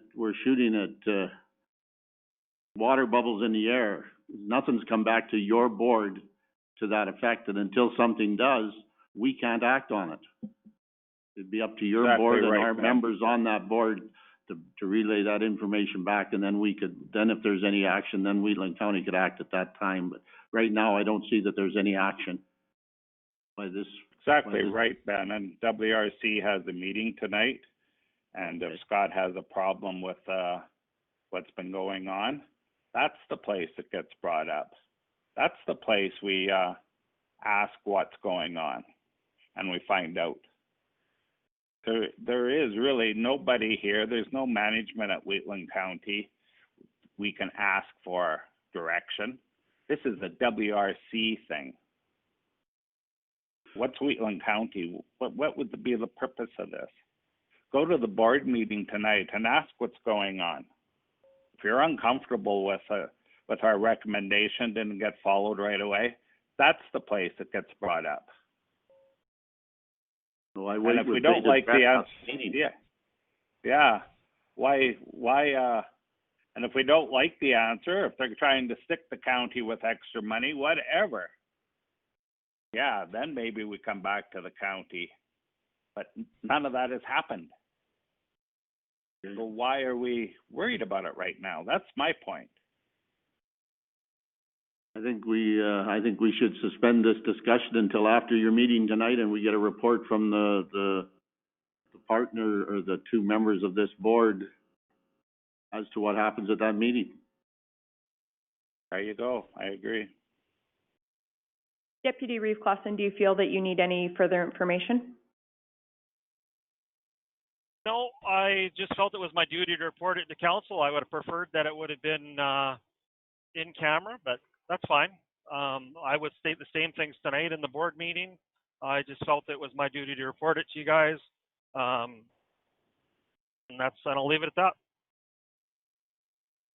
Well, and I appreciate the information. It's nice to know what's going on there, and I, wish you guys luck tonight in your deliberations. Thanks, Ben. Thanks for the discussion. We will move to 2.31, Council Resolution Tracker. Do you wanna move us out of cam? We weren't in. We cam. weren't in, we're Okay, good. Never mind. Had that discussion. Good morning, council. Matt from administration. Just checking, can you hear me clearly? Oh, that's better, yeah. Yes, that's better, thank you. No problem. So on page 60, in the agenda package is the council resolution tracker. Council will recall that, our last council meeting within the CAO report, we included the resolution tracker. Meetings that do not include our departmental reports, you will have a supplementary, accepting, the resolution tracker for information report. So as you'll see on page 63 of the agenda package, moving on to page 64, you have various resolutions that are ongoing. Green highlighted resolutions denote completed actions, and the yellow denote outstanding resolutions that are ongoing. So as we move forward and when resolutions are completed, we will include those completed items within the following council meeting, and then we will remove them at the subsequent council meeting. So for your information, for example, we have the playground equipment funding policy as a yellow highlighted resolution denoting outstanding. We have that coming to council today at a later agenda item, and we will bring it forward if it is approved at the next meeting in this tracker, and the following meeting, we will remove it. So this is all for your information on what administration and staff are currently working on. That concludes my presentation. Thank you. Any questions from council regarding the tracker? Good idea. Yeah. Thank you. Yeah, it's a very helpful tool. We appreciate that it was developed and that it's being utilized. A motion to accept as information? Also move. Councillor Eichert has moved. Any discussion? Will that be just for my own, so that, this tracker now, that will be part of our agenda package it'll just keep up. Through the Reeve, that's correct, Councillor Armstrong. A good tool just to make sure that all resolutions are followed up on and completed. Is any councillor opposed? Thought Councillor Eichert did.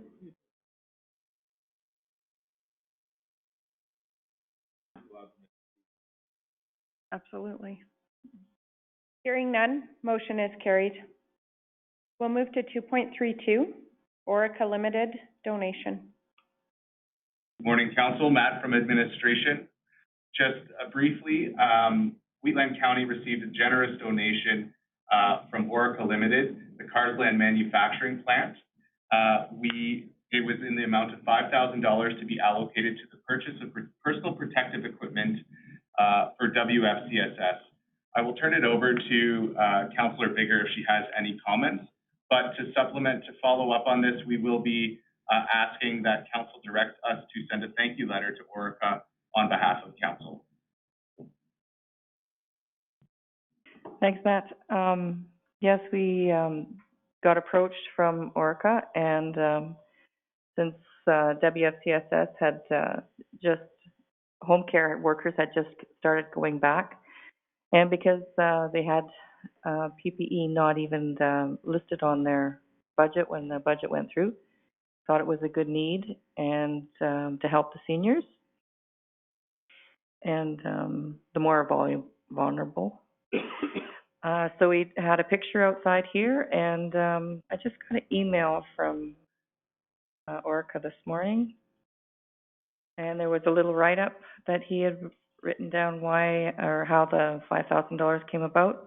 So we're hoping that we can post that with a picture and put it through social media. Thank you. Just on behalf of Council and WFCSS, just such a sincere thank you to Orica for this. It's going to have a huge impact because, as Council knows, WFCSS runs on quite a lean budget, and like Councillor Bigger mentioned, we had not budgeted for, like, anticipated the need for the PPE with the pandemic.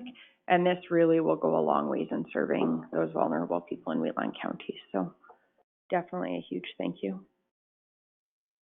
Just reiterate those words. Thank you to Orica. It's always good to see corporations giving back to the community.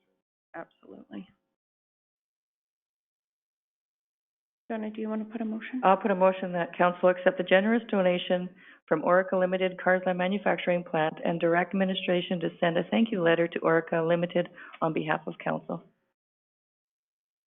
Any discussion? Signed by the Reeve. Signed by the Reeve. Any discussion? Is any councillor opposed? Motion is carried. We'll move to 2.3.3, a new policy regarding playground equipment funding. Good morning, Madam Reeve and members of council. This is Dave Rhymes, Community Services Coordinator, presenting the playground equipment funding policy. This policy, draft policy, first came to the April 21st meeting, and then there were some revisions requested and was discussed at a planning and priorities meeting. And those revisions have been, from the planning and priorities meeting, have been incorporated into the draft policy that's before you today. That concludes my presentation. Council's wishes.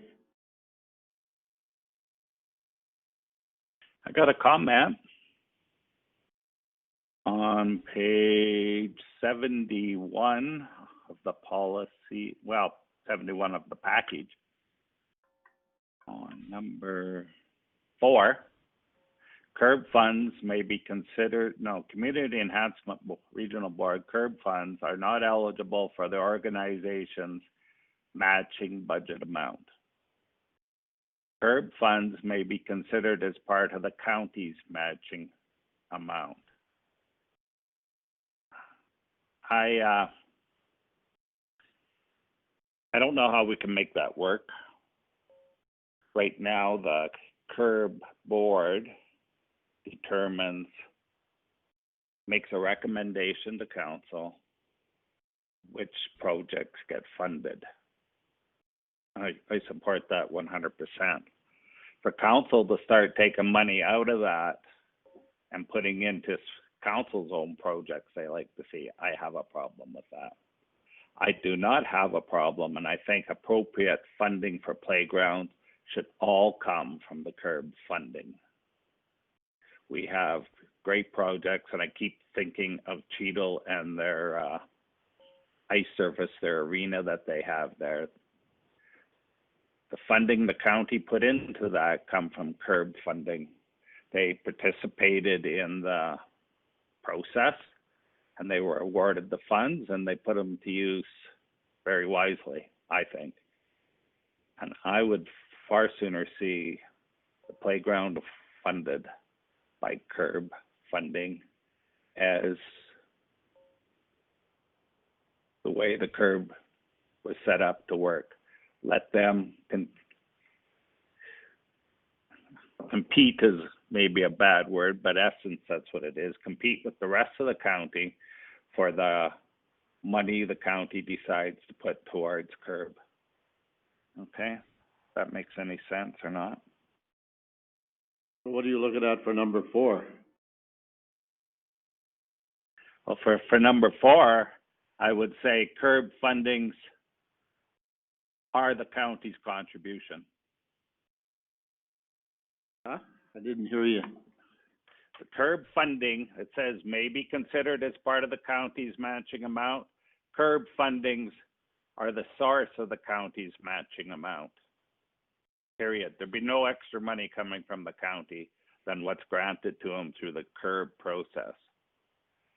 And 50%, why not just take that last sentence out then? Then take it out, yeah. I think it's important to have this conversation. I know in planning and priorities, we heard some different opinions on this as well. There is the perspective that curb should be the exclusive funding utilized for projects like this, and then there was a differing perspective where, some of council thought it might be good to go in the direction of having more specific funding for hamlets in Wheatland County, there's different rationales for that part of it. Part of the reason I see some value in that is making our, kind of growth nodes or hamlets attractive for, residents to locate in, and that can help kind of mitigate the, fragmentation of agricultural land, and it can also be helpful in terms of investment attraction if we have communities that are welcoming and have some amenities that are sort of attractive to industries that might be looking at areas to develop in, and then looking for kind of residential areas for their employees. So I respect that there's different perspectives on this and just open it up to council discussion.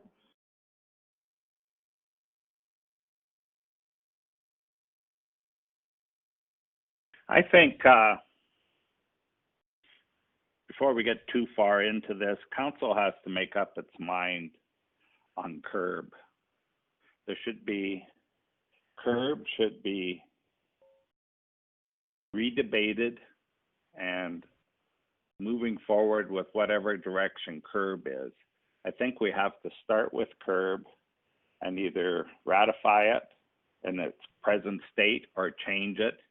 And when that is done, then the rest of it can flow out of there. If CURB is going to be the major contributor for the whole county, then it's end of story. If the CURB is determined to be partial and the county's going to set up another fund, well then the rest of it flows out of that too.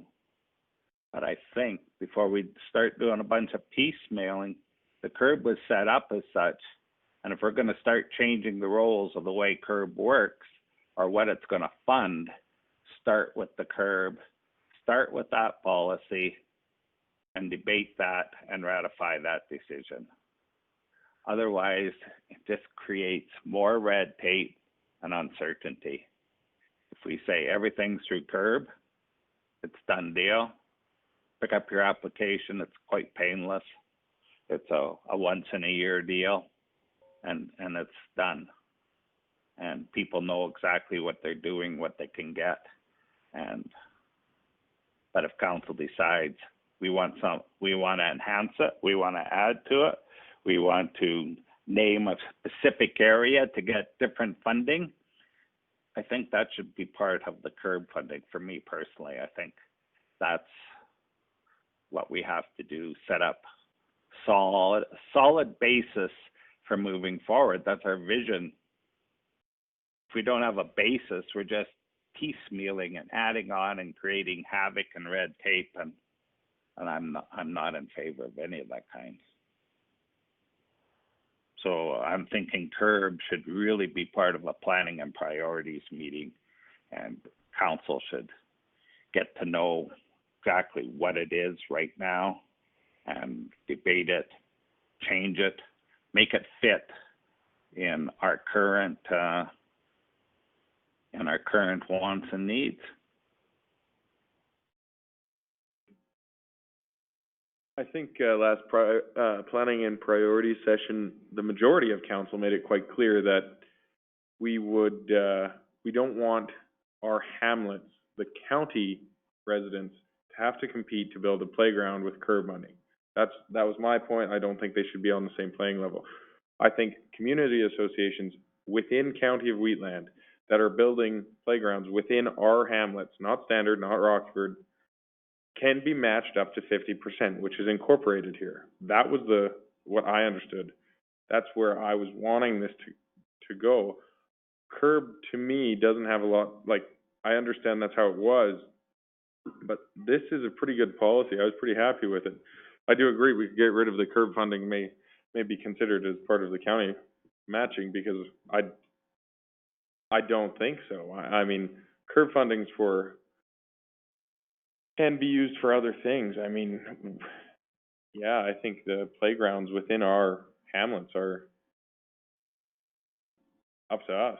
I mean, I don't think they should have to compete with playgrounds in Standard or that's the purpose of CURB, is for the Standard Lions or the Standard Egg Society to apply for CURB to fund a portion of a playground within their jurisdiction, within their municipality. I asked the exact same thing previously, the first meeting this was proposed, that we look at CURB and this, and I thought we had a fulsome discussion, previous planning and priorities, but maybe I'm wrong. Other comments from councillors? I mean, I thought we had a pretty fulsome discussion about this policy, and for points to be brought up now, again, in the council, I mean, the point of this, we already had these discussions. So number 3 fulfills what you're looking for? Yeah.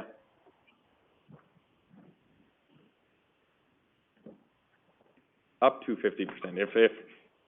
If somebody raises however much and they just need a top up, I mean, they should be able to go for that too.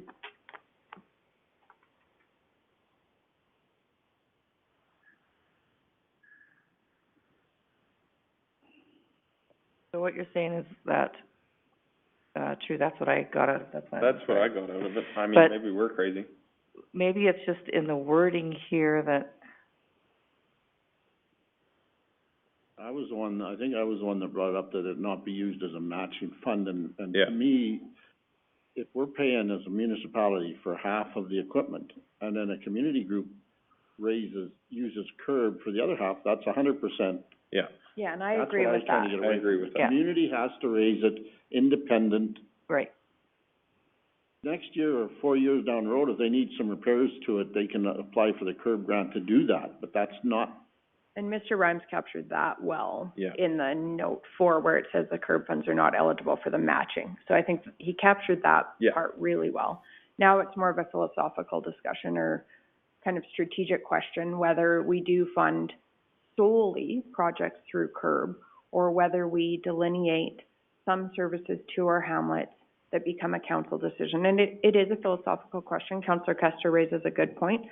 We have delegated this authority to a board to make those recommendations to council, but council has also had conversations around kind of making attractive communities to attract development, minimize ag fragmentation, investment attraction, like all of those things. And it's gonna come down to where the majority of council, what we think is the best model. And as I said, I said it like 7 times, I think, in planning and priorities, that I am not willing to fund 50% of a playground in somebody else's municipality. I said it like 7 times, did I not? 6. Thank you, sorry. Well, that still may happen through CURB. There's still an opportunity to apply for that and for CURB to do that in other But that's municipalities. the CURB's Yes, discretion, but Yeah. I am not willing to say any person who brings us the proposal of 50%, I can't do that. And it was captured, but to me, there should be a different funding for our hamlets and a shared funding for other jurisdictions. I understand. Yeah, I understand our residents use standard in Rochford, but why should we pay 50% if it's only 10% of our residents using it? I'm not. does this not say that? Yeah, but they're saying if CURB can be eligible to pay, then it's not up to us anymore. And I'd just like to make a point of order. I missed some of the planning and priorities meeting, granted. But just because you discuss it in planning and priorities meeting doesn't make it so. Policy is to be fully debated in council and motions made to direct. Okay? I'm absolutely. stating my opinion, and we're in council. I have every right to voice my opinion, no matter what anybody said in planning and priorities or what I said in planning and priorities. I have a right to change my mind. I have hamlets and village in my riding. The majority of my ratepayers go to the village. My ratepayers that go to the village outnumber the village residents. It's not the same in every division and not the same in every village. Yeah, it's definitely But to make- common amongst the county for that, and that is why CURB and CRISP, from my understanding, were developed, was to support some of the the use that our residents do. We unequivocally, we use services and facilities and equipment in other municipalities, and I completely agree with you. And I agree that it's important, critical that we have these conversations and debates in council chambers. So I completely agree with that. Furthermore, CURB was developed first because the county was getting, there was a time county only donated to 1 or 2 projects. And they had history, I believe, from the school board days. So council divided, come up with an idea to try and keep pace with the CURB funding and to make it the way it is. Council was still getting inundated from municipalities municipalities are not eligible for CURB funding. It has to be a county group asking for CURB funding. Rocky Ford standard, Hazara can't apply to CURB for funding for anything. It has to be a community group that has county representatives on it. We had further requests from a municipality that we need to fund more for all the inundation of county residents going into other municipalities. So we come up with the CRISP funding, and that goes strictly to other municipalities, no strings attached. They were just get a grant and they can do with it whatever. I believe those policies are maybe 4 or 5 years old, maybe older, thereabout. It is high time that we review them and debate them as such. Yeah, I'm sorry I missed some of the planning and priorities, but yeah, until it's passed by council, I have every right to make recommendations, and it's the will of council that makes the vote. Yeah, and thank you for bringing up CRISP, because it furthers my point that we give sufficient amount of funds to other jurisdictions. And I understand, as I already previously stated in this conversation, that only town organizations like the, as I said, Standard Ag Society or Lions Club can apply to CURB. But between CRISP and CURB, to fund our portion of users in other jurisdictions is sufficient. And I don't believe that our hamlets should have to compete with that funding in order to put up a playground. That's why I'm perfectly fine with this, because, I mean, it's, yeah. For me, another distinction that was important for the basis of creating this policy is when we have equipment that we're putting on county property. And I think that's key, because we have run into instances where, from a liability perspective, we have removed equipment. I haven't always known the history of how that equipment got there or that type of thing, but ultimately, we are responsible for equipment on our land, just as other municipalities are responsible for equipment on their land. I 100% support CURB. I love the reason it was created. I love that it is a board made up of representatives from all across the county. I love that they, kind of can evaluate and analyze the projects and make recommendations, and that the board and that council supports that. I have reviewed the CURB framework, the procedure, what kind of grants are available, eligible organizations. I support CURB 100%. I don't feel the necessity to review it. I see the playground policy as kind of a concurrent policy that could work in conjunction with CURB to look specifically at the need for playgrounds on county property in our hamlets. And I think it was a need that has been expressed. It's come up from council previously. I think administration did a phenomenal job of taking pretty diverse perspectives and kind of combining them into this document. I also completely respect we have different perspectives on this. So, but I think for me, one of the keys is that this is on county property. So whereas not all curb projects will obviously not be on county property. So, and I think I realize. Go ahead.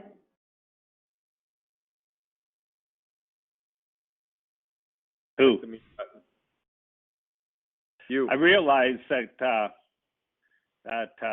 county, on county property, we have additional responsibilities. I know that. And we'd be derelict in our duties if we didn't do it. But when it comes time to tear something out because it's unsafe, outdated, whatever the reason, it should not be an automatic that we replace it because the county tore it out, you replace it. No, we took it out because of, and it would be documented, whatever the reasons are, it didn't pass the test. Brand new, start all over, get your 50% and build new, whatever the community wants. It's not an automatic that you get it replaced because the county took it out. If the county took it out to build a new road and we couldn't move it, maybe that's different. But if we took it out because it's end of life, it's not an automatic for a new one, I don't think. No, and I agree. And I thought that's what administration did a good job of capturing. Council conversation was in having the 50% commitment from the community in doing that fundraising and being an active participant and kind of showing their will to have the playground equipment. So it would never be an automatic where I like that the policy addresses reasonable lifespan and a process to kind of work with the community so that they have time to mobilize fundraising, and it's very much a community-driven thing, but where the county is also taking some responsibility for investing in our hamlets and making them attractive places for people to live. And then honestly, for me, a huge part of this is making attractive communities so that we are a municipality that industry and developers are looking at for development. And I know that's not at all directly related to this, but to me it is very much indirectly related.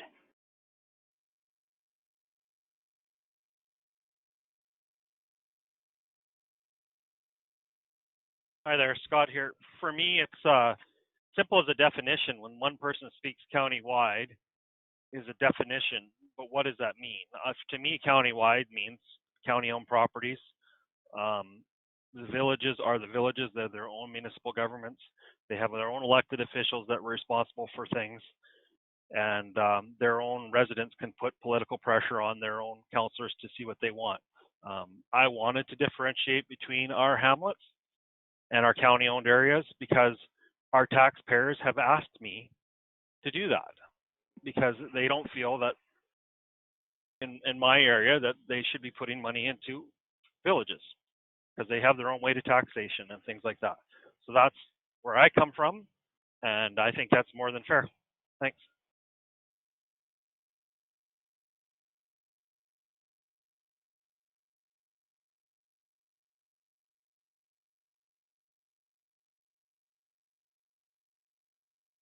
Is everybody good with the second sentence on number 4? I'm just curious. I like that it could be a possibility to utilize curb, like if a community group applied to curb. I don't have strong feelings either way on that one.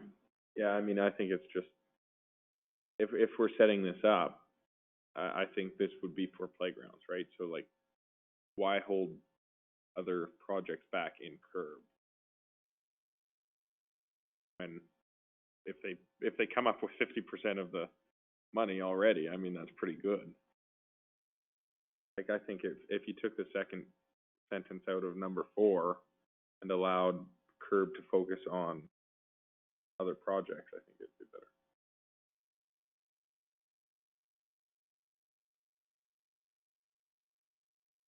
gonna make the process easier rather than curb, they send in their application to curb, wait for that, and then they come to us and say, this is the amount of money we had, including your curb, which we got approved for, so where are you guys gonna?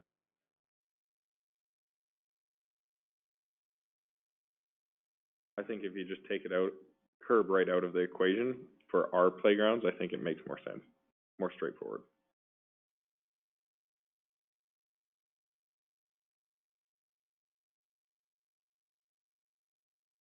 So just, you'd want to delete number 4? Just the second. Just the second, The second part. because yeah, it shouldn't, Because it speaks to that in number 3, the last part of number 3, it's coming, that 50% may be coming from the Yeah. county, so we don't need to specify, that's up to us to decide where that comes from at that time. We don't have to have it in the statement, so. yeah, so I'd actually, I can agree with that. Take it right out, second half of number 4.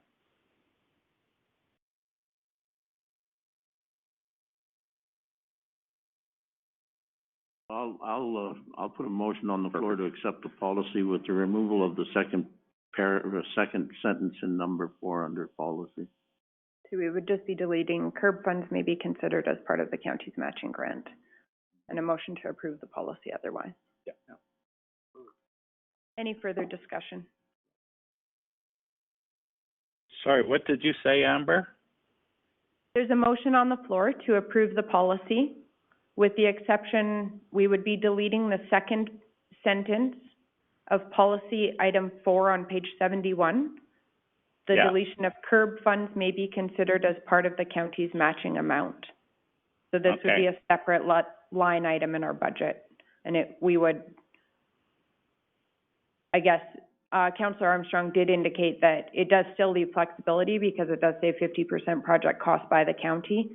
So Councillor Armstrong was saying there is some latitude there in how the county would disperse that, but it also gives the latitude to have this be a separate item. Yep, perfect.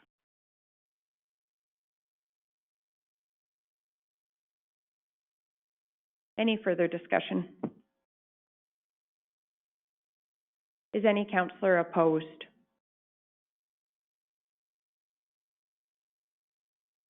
Motion is carried.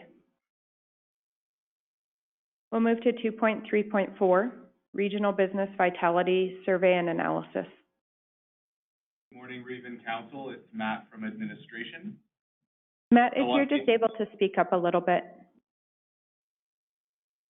Matt from administration, does this work? That's better, thank you. No problem. On page 73 of your agenda package, you'll find the Regional Business Vitality Survey and Analysis. Following that request for decision, on page 75 is the start of the slideshow of the Vitality Survey and Analysis. We developed this in collaboration with Community Futures in Wild Rose, with the communities of Rocky View County, Kneehill County, and Wheatland County. The villages were also marketed through this development campaign. And the purpose of the survey, and all of our residents in Wheatland County will have received a postcard when we distribute it, was to identify business vitality due to COVID-19 pandemic in the entire region.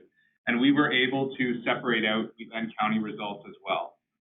And we intend to develop this survey and distribute approximately every 3 months through different phasing and recovery periods to identify and support our businesses. I'm going to turn it over to our Economic Development Officer, Patrick Earle, to discuss some of the findings that we found through the first phase of this survey that we distributed. Go ahead, Patrick.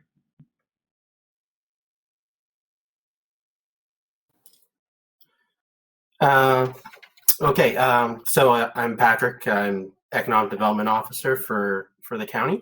And if you go to page 76, you'll see that, we've got a breakdown for Wheatland County from the major survey results, which was prepared for us by Community Futures. So we can take a look at our region, the Wheatland region specifically. And that's what these results will go over. So on to go to page 78. you'll see the key findings that we had fairly good participation from the county and one village. And yeah, the mailers I'm finding out with Canada Post, some people like BJ in Rosebud received hers late last week. So I will be following up with Canada Post to see why these mailers did not go out. We did prepare mailers for about 312 businesses throughout the region, including the villages and excluding Strathmore since they were doing their own, and as well as 603 farms in the Canada Post database. So it was an extensive mailer, and I was hoping for that mailer to get us some more results. But I will follow up with Canada Post and see what happened and ensure that it is a good marketing strategy with Canada Post going forward, since we will be looking at doing these quarterly. So on slide, page 79, you can see through the results that we got a pretty good diversity of business types and sectors. So this will reflect in the data on the following pages. On to page 80, we have a pretty good balance between corporations and sole proprietors, with 2 franchises and 1 nonprofit. On to page 81, you'll see that a majority of the businesses have no outside investment. They're pretty much self-operating and not many dependencies. There's a little bit with personal savings and family and friends for these businesses and their investment. On to page 82, you'll see the number of years in operation. Primarily, they've been over 10 years in operation. And the regional results were at about 48%. So Wheatland is pretty unique in the age of business operations per business. On to page 83. Again, you'll see there's quite a few home-based businesses. 3 operate online, and 8 have a physical location, and 1 in the other category, and I don't have that breakdown at the moment. On to page 84, you can see a number of them do conduct their businesses online at about 12, and storefronts look at about 7. With page 85, do people look to be moving online due to COVID and the pressures on businesses now? And you'll see that just over 37% are looking to do that. So a lot of our strategies have been available to businesses to help assist in that, like the Grow with Google partnership, and other things that we're doing in business retention and expansion strategies. But a number, almost half, are not looking to move online. And that could be due to their business type. They just might not be able to move their products or services online. And then we have just about 19% that are unsure, and we can work on coaching them if necessary. The one thing we did get through the regional plan, and this was part of the discussion with Community Futures at the outset, was that we wanted to have any type of breakdown coming from the overall survey. The survey strategy was to make sure that the municipalities could have access to their individual data. And we understand through FOIP and such that we don't have access to other communities' data, the detailed specifics. So this is through that data, we do have pretty much 100% of respondents did provide their business name, contact information, which was available in the survey. So we can reach out to these businesses directly and have conversations with them based on their survey results and go over that with them. So on page 86, looking at online platforms, some do use Google. The others are unspecified. I don't have access to that at the moment. Most people do, most businesses seem to sell through a website or directly through social media such as Facebook. On to slide 87 or page 87, you'll see that a majority of the businesses are in growth stage. The 23 businesses that are identified on this slide talk about the entire region. So based on our 16 answered, that there's some into maturity and decline at 5 businesses out of the 16. So opportunities are to explore business expansion, investment attraction, and succession planning, which we have a better breakdown on future slide or future pages of succession planning highlights. So, so succession planning and preparedness for business, we find that we're looking at 5 years out for that. So we do have a bit of time to coach and assist businesses on succession planning. One of the most important reasons to look at succession planning is that if businesses decide to close based on the fact that they're retiring or whatever, that if these businesses close without a succession plan, labor is lost and economic activity from that business is lost in our region. So in a way, they're just as critical as looking at new investment for businesses into our region to keep these businesses clicking along and transitioning from one ownership group to another to stabilize that labor so they're not, so we don't have higher unemployment and lower economic activity in the region based on our current business. So you'll notice that we do have a bit of time based on the 5 years plus. Looking at page 80 or page 89, you can see right away that 50% of our businesses do not have a business transition or succession plan in place. So there is definitely work to do in this aspect of business retention and expansion. On page 90,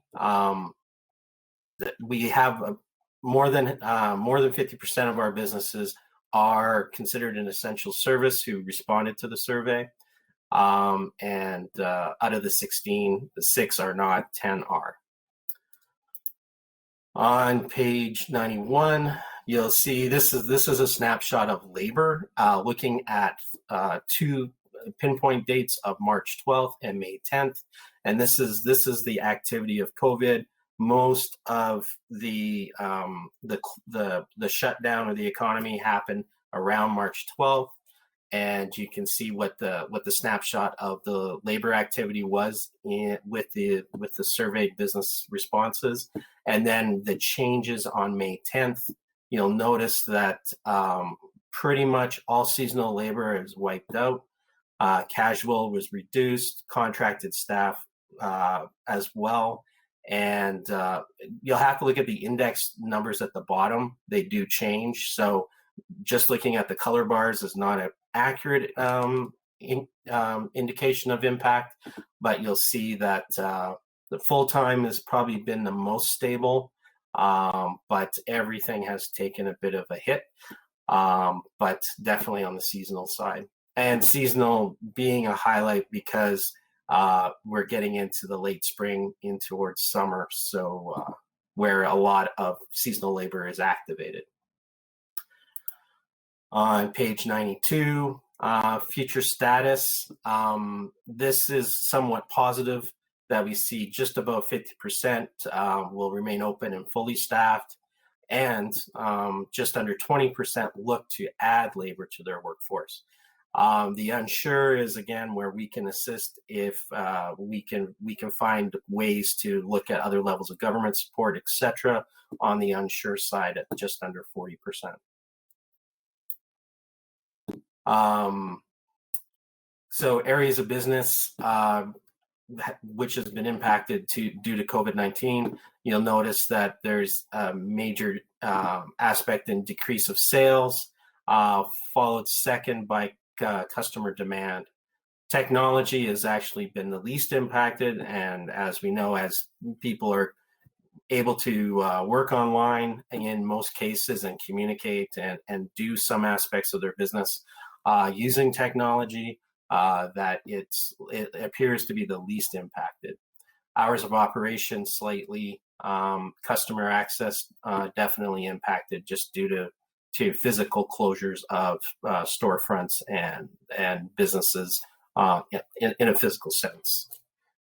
On page 94, you'll see that, and this one is concerning to me, is that there is absolutely no one who had responded to the survey has insurance to cover loss of income, inventory, or interruption of business.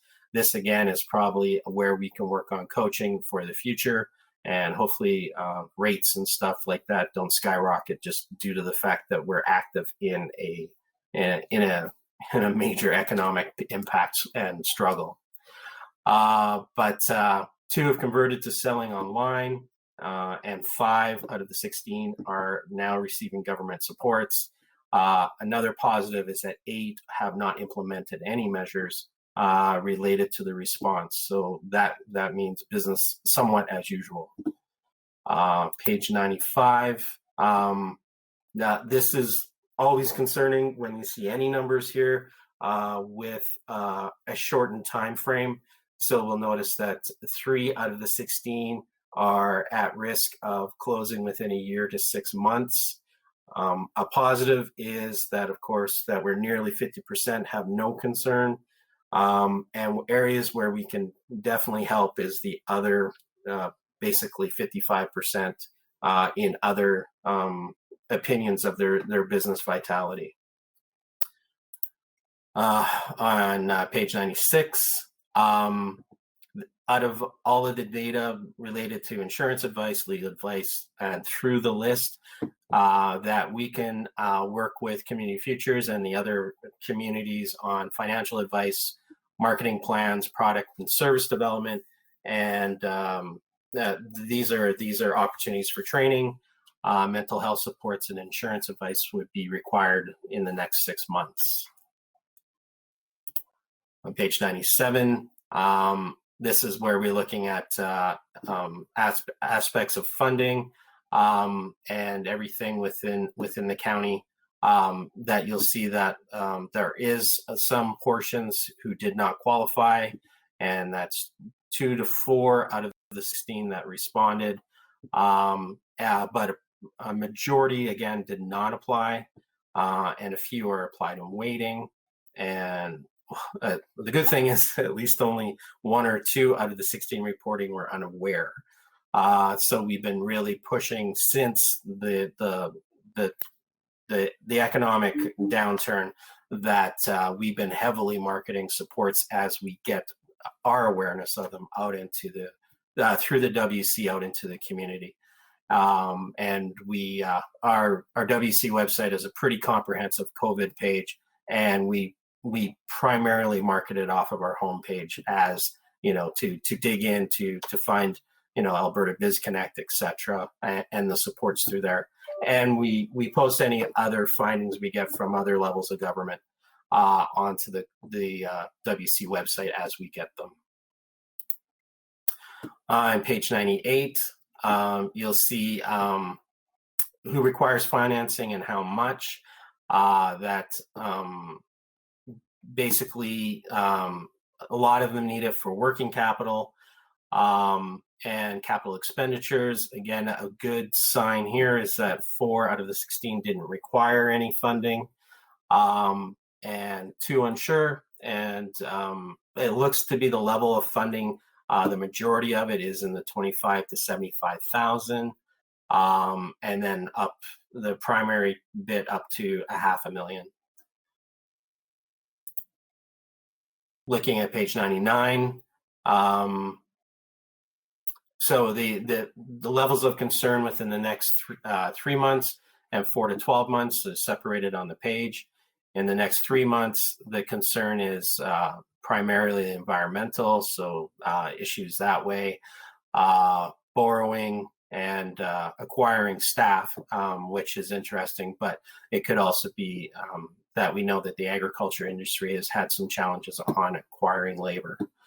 And that's all for another day for debate as to why. But in the 4 to 12 months, we still look at environmental and acquiring staff to be a challenge. some are somewhat concerned on health, and energy prices seem to be one of the lesser.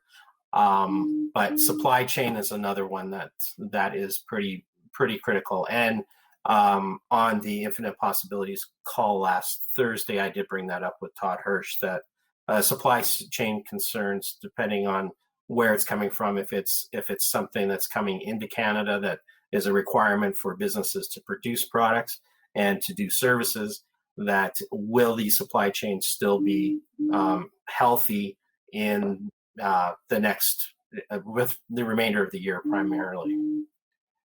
And then on to page 100, we have some direct responses here. In a long response, there's two, basically from Rosebud, and there was one business that didn't qualify for the interest-free loans, but this was prior to the opportunity from Community Futures and Western Economic Diversification with their grant that was released after this survey responses. The survey was done. So the Regional Relief and Recovery Grant that Community Futures is hosting in the region probably would help that one particular response on offering some financial support through loans.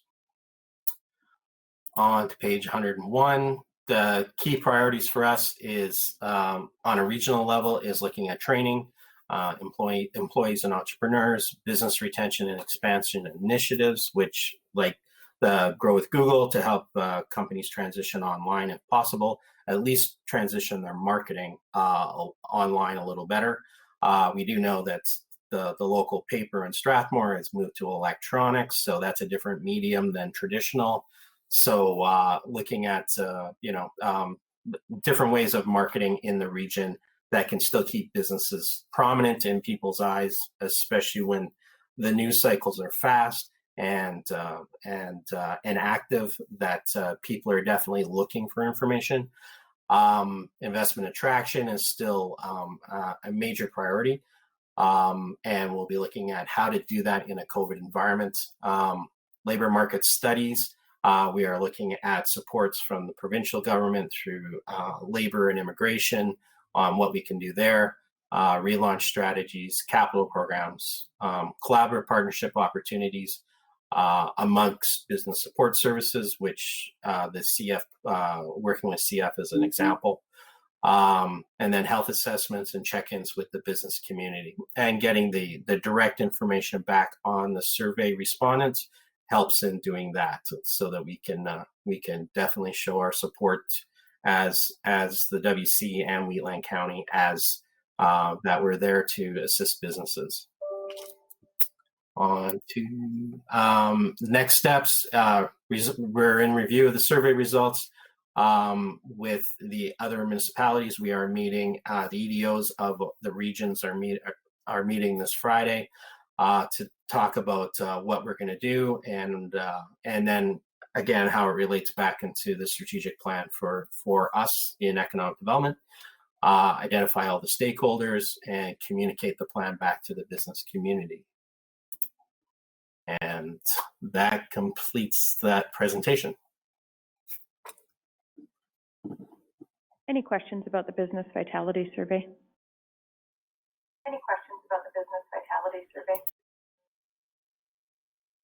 Without moving your lips, that was amazing. So good. Ventriloquist now. Hello, I seem to be getting an echo here. Can you hear me okay? As well. Something dinging and popping on my phone anyway. I'm just curious. I've been thinking about Rosebud a lot since March, and they had to cancel their shows and survey. Yeah, but are you aware of, or is there any plan, or is there anything Wheatland County can do to help them weather the storm? I know they have their hometown.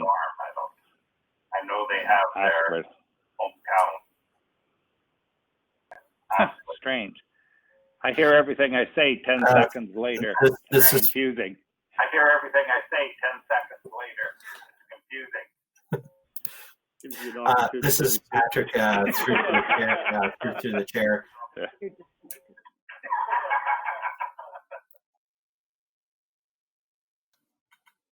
We'll maybe just all try muting. Glenn, it's happening here as well, so we'll all try muting and see if that fixes it.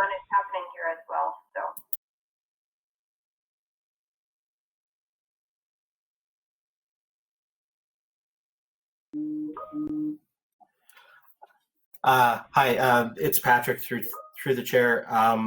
With Rosebud, it is a definite work in progress. I can report that last week spent an evening in Rosebud talking with two of the community groups operating in Rosebud, and the strategy and the discussion is trying to get them all to collaborate a lot better.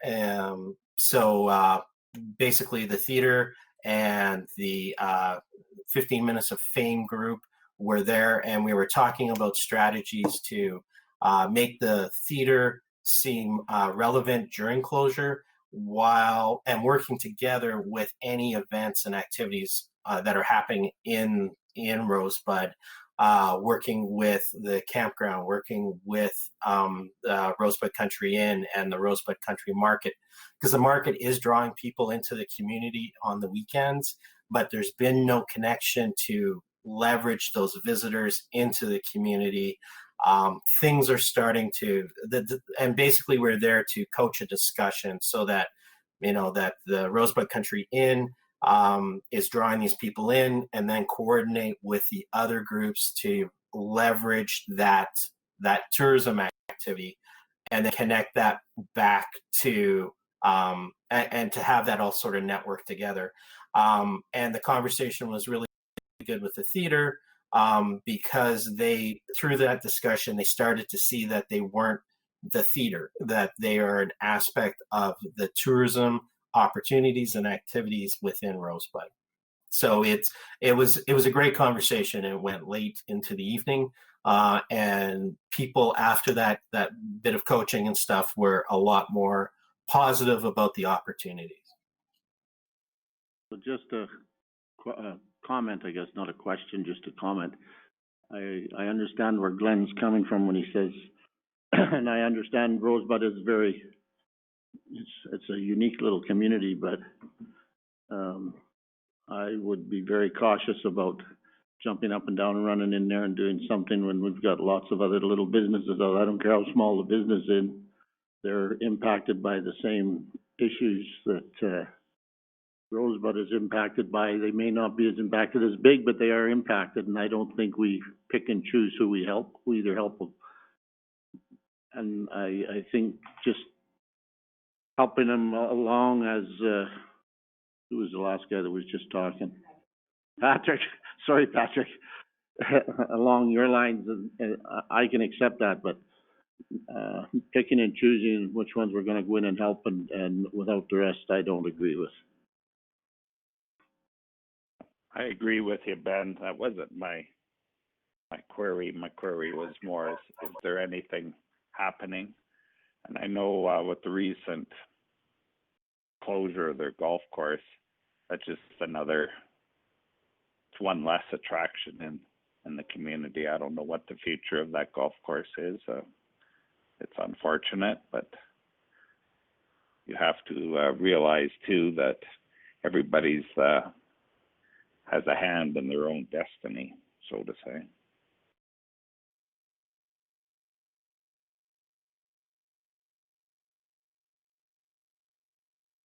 Any other questions regarding the survey?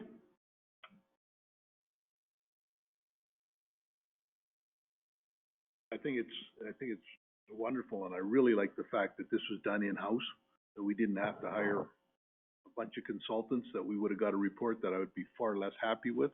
So, great job, Patrick. I have one question. Earlier you said you circulated this throughout the county, but you didn't circulate in Strathmore because they were doing their own. Are you guys not working somehow together with Strathmore along these lines? It was a collaborative through Community Futures, Wild Rose. Yeah, it's Go ahead, Patrick. Speak up, Patrick. Okay, through the chair, I was, well, Strathmore was doing their own marketing. So it was basically a comment on expenditures for marketing. So yeah, working with Strathmore definitely through the Community Futures Partnership and working together with all the communities with a lot of the work, even the questions I worked with Community Futures on developing because I have a background in surveys. So it's just simply on expenditures for marketing. Thank you. And just for context as well, the survey actually was even larger than kind of Wheatland, Strathmore region. It went into Rocky View. Patrick, you can help me here. I think Nehill, like all of the municipalities represented, or maybe not all of them, but many of the municipalities in that Wild Rose region participated in, kind of pushed out their own surveys. So we had the economies of scale of using like the same survey development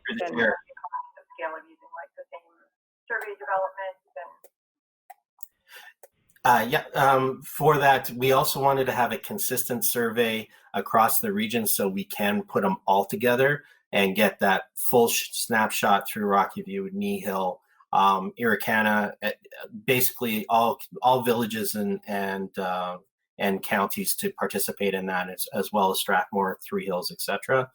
And then have it broken down so that we could go more granular using the same survey. And we plan to use a very similar survey so that we can take a snapshot of the first survey period in 3 months, take the exact same questions and see how businesses are evolving or de-evolving through the COVID pandemic.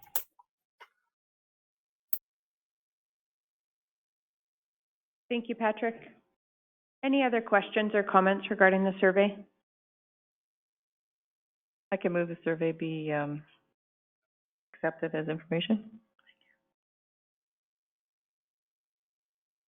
Any further discussion? Is any councillor opposed? Motion is carried. And I did just get notification that lunch is here, and our next agenda item is fairly lengthy as well. So perhaps we'll recess for lunch. How long would people like? We'll reconvene at 12:30.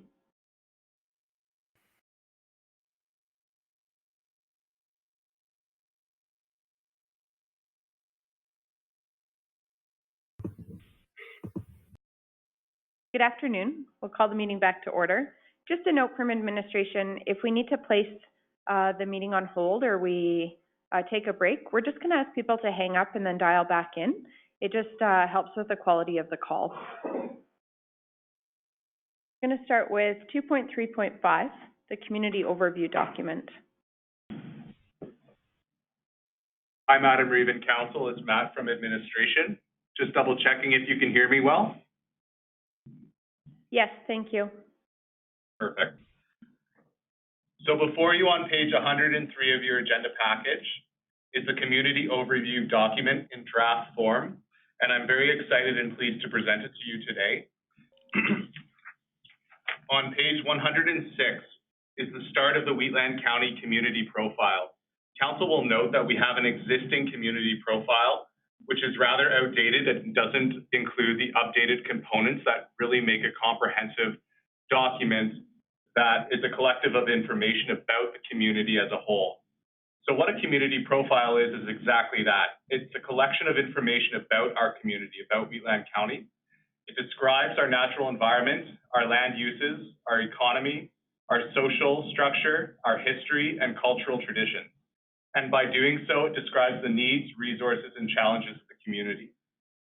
So if you direct your attention to page 107 in terms of the contents, you'll see that we have an exhaustive and comprehensive guiding document of information that investors, residents, people looking to visit would refer to ensure that we have the appropriate components that meet their needs.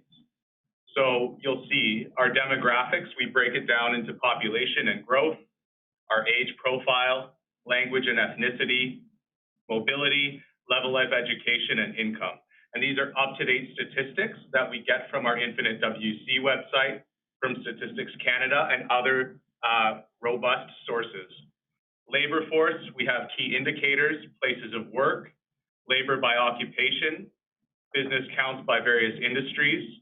We also really focus on logistics, various corridors that Wheatland County is very lucky to have running through our county as a whole. Then we get into taxes and utilities. So we're breaking down various components of our tax base and providing comparisons to our regional neighbors. We get into waste management, recycling, our communications infrastructure, and all of those components that one would look to make an investment of time and money into our county. We then go into our building and development processes and related fees, up to date in 2020. We get into our business support programs and services, so government supports, education, employment, and training supports in our region, financial supports, and real estate. And then we really get into the voodoo economics, so the quality of life components that we really want to reemphasize here. So our housing, our health, social, and community services, our emergency and protective services, education, local media, and events. So it's an exhaustive, comprehensive document. And what we're looking to do in terms of next steps is to hear council's feedback today, see if we need to make any amendments necessary, and then implement this into our Infinite WC and our new website so that people can refer to this document before making any decisions with regards to investing in our county. That concludes my presentation, and I'll take any questions. Thank you. Thanks, Matt. Any questions regarding the community overview?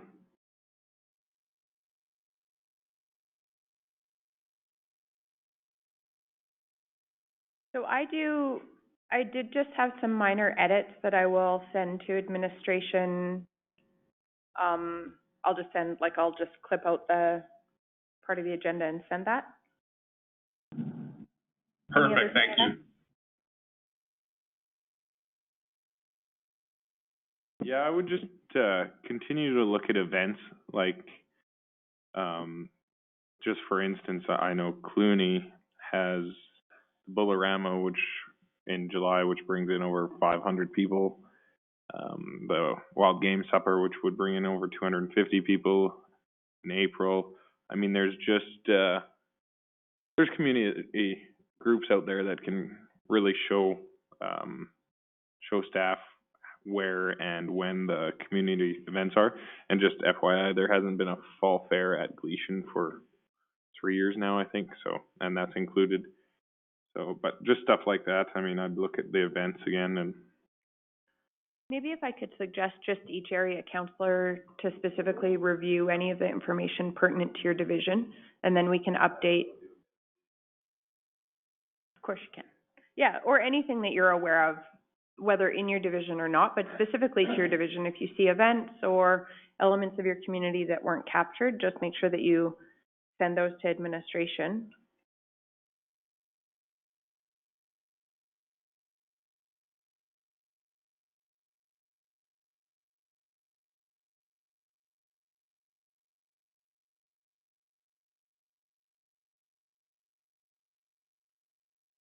Oh, am I missing something? Do you guys have the population of breakdown of each hamlet?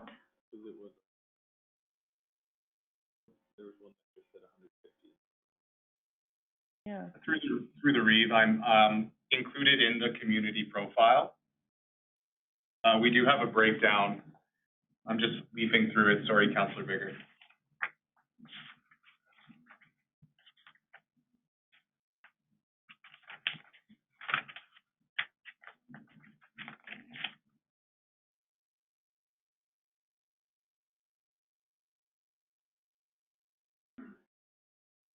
How deep do you want to go with this? Like, when I'm sitting here looking at this, you're talking about the hamlets, and you've named a few of them, but you've certainly not named them all. How deep do you want to get? Like your Makepeaces, your Dallums, your...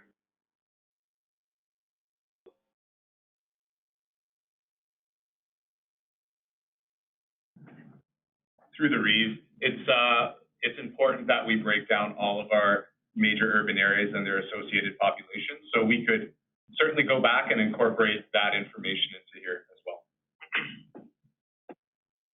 Yeah, I think we have 12 officially recognized hamlets, and then rural community nodes not identified.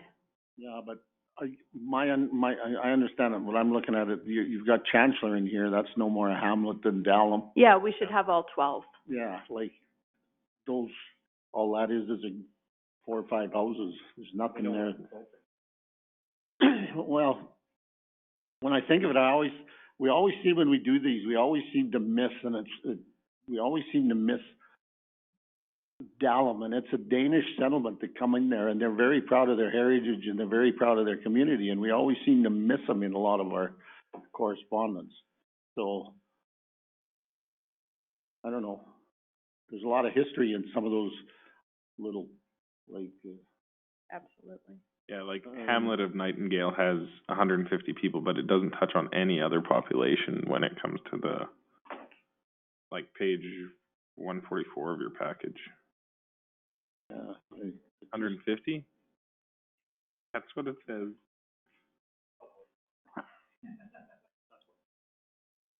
Oh, maybe that's community hall. It shows how many people. That's my bad. I'm like, that's not right. That's wrong. But I mean, but then it doesn't say how many any other community hall seat. I mean, it's just very not. So just looking for more consistency. Yeah. In representing each of the hamlets To me, you don't need to big name. thing is, I think for me is, it's not so much the urban setting part of it, it's the community setting, and there's multiple communities that make up the bigger community, like the community of Azar's got Makepeace, Duck Lake, Dallam, Chancellor, and then Chancellor ties into Standard, and you get that connection between the whole. Yeah, no, I fully agree. I really think we need population breakdown.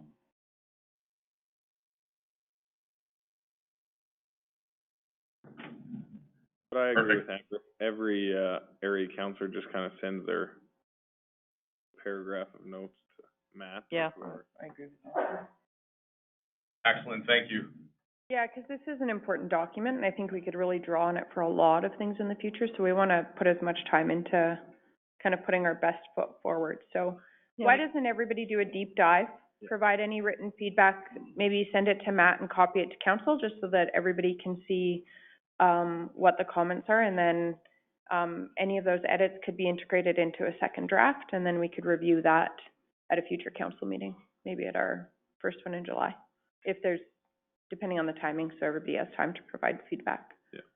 And just a fun fact, so when Gleason did have its own electoral district in 1921, John Buckley was the MLA, and I actually live in his yard. That's so awesome. that's very cool. the original Buckley place. Yeah, no. He'd be a hated man. Huh? I do want to commend staff on pulling this together and all of that. Like, it is a very comprehensive document, and I think I'm excited to have a document like this to showcase everything that we have to offer here. So,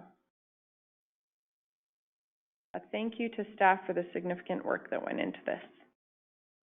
Any other questions or discussion if we all have an opportunity to provide some written feedback?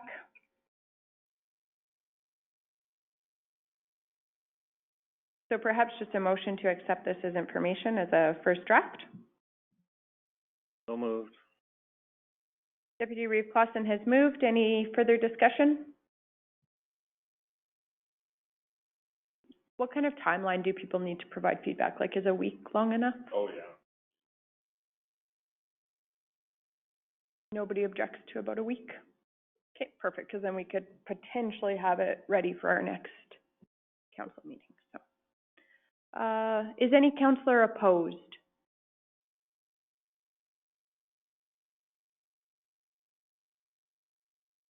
Motion is carried. We'll move to 2.3.6, appointment of Director and Deputy Director of Emergency Management. Good afternoon, Reeve Council. It's Matt from Administration. I'll direct you to page 154 of your agenda package.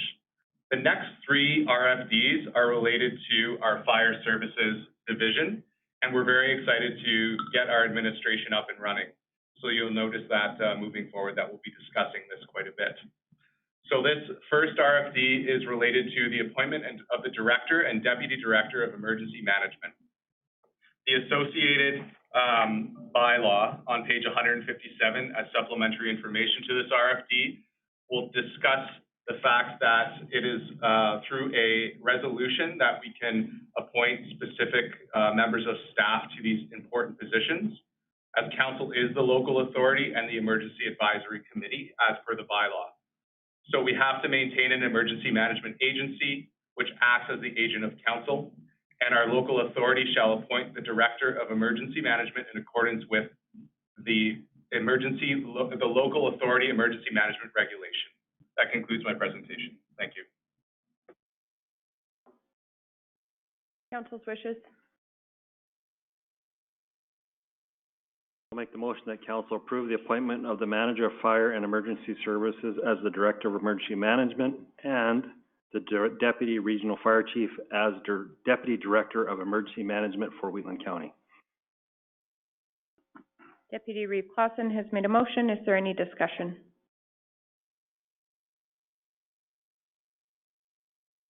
Is any councillor opposed?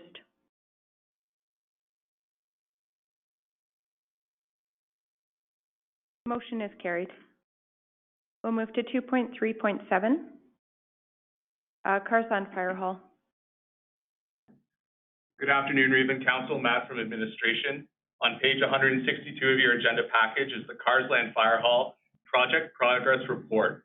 I'm happy to update you that, and of course, as Council knows, at Municipal Planning Commission, the development permit was approved, and so we're moving forward with that work. Obviously, as the lead steering committee, we've had to make some minor timeline adjustments with regards to this project as a result of COVID-19, but we do have a few exciting next steps to update council on page 163. So first and foremost, the first point, in fact, the site grading, waiting for that complete site grading. We have received draft of the site grading plan in order to move forward with regards to grading and preparing the site in accordance with that plan. So we're excited about that. Once those grading plans are approved, we begin the site stripping, grading, and gravel placement, and we're doing that in-house to save costs. We are looking to concurrently, with regards to site grading, complete the issue for tender drawings and specs for the architectural, structural, mechanical, and electrical. So getting those documents completed. Finalize any utility servicing agreements for natural gas and electricity. And we're developing that tender package. So all of these elements will be incorporated into that tender package and have a ready for tendering of the construction works once approved to proceed to council. That concludes my presentation. Thank you. Thank you. Any questions or discussion? I just have a comment. I want to thank the Carsland firefighters and Wheatland County for fixing up the old hall downtown. They've done some paint job, a few flowers picked up. It looks quite presentable, and I want to thank everybody, whoever was involved in that. And if there's no other comments, I'll move that the information be accepted as report as presentation for information. Did that make sense? It had all the right words. Any questions regarding the reports or the progress on the fire hall?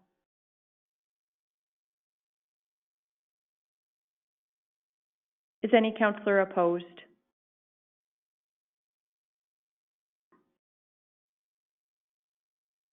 Yeah, be nice. Motion is carried. We'll move to 2.3.8, Wheatland County Fire Master Plan. Hi, Council. Matt from Administration. On page 165 of your agenda package is the request for decision regarding the Fire Master Plan and the update. It is in draft format. So as Council will recall, the County commissioned TSI to undertake extensive work and review of our Fire Services Division and associated policies and documentation to both streamline and find efficiencies within its business operating unit. In working with administration, we identified that a major component of this work was to develop the fire master plan to be the guiding document. Over the next 10 years, the themes of risk management, incident response management, governance, levels of service, human resources, and policy are incorporated into this master plan and will be those guiding themes. Our new administration identified that minor adjustments in the report will be made, and for council's consideration, you'll see the list on page 165 and 166 of the agenda package. Administration has worked with the new staff to develop some initial priority items. You'll see them listed on page 166. We really want to emphasize the working consistently with all fire districts to understand opportunities and challenges in the development of future actions based on this master plan, developing those strong working relationships with all fire districts, becoming both an effective resource for the districts, but also learning from a lot of the Wheatland County Fire staff and volunteers on the opportunities and challenges moving forward. Thirdly, establishing fire services advisory boards and supporting groups to effectively gather information for the explicit purposes of improving decision-making for the benefit of providing safety and security for residents and visitors of Wheatland County. Fourth, clarifying accountabilities and responsibilities at all levels of the roles in the departments. And fifth, reviewing and clarifying bylaws and agreements. And as administration, we're very excited with our new staff as they're going to move forward with these priority items and move forward with this guiding document. That concludes my presentation, and both of our new administration are on the line to answer any questions that council may have. Thank you. Excellent, thank you. Any questions or discussion from council? Just wanted to know if this has been circulated to the fire associations already, or did they participate in this? Because I know some of the stuff before, after it was done, there was always questions. And if we can answer those questions prior to this being done, would be more efficient. Through the Reeve, great question, Deputy Reeve Claassen. When this fire master plan was being developed, TSI did do engagement exercises as a part of their project plan back in Q3 and Q4 of 2019. And I do believe with our fire services consultant, Vern Elliott, who was here, he was also that conduit. However, I can't confirm that with this document in draft format, all of the fire associations were circulated, but it is in draft, and we can certainly circulate it to them after this council meeting. That's great. I'd like to see it circulated. Hello, I think we should also include the villages too, because they're part of our fire service.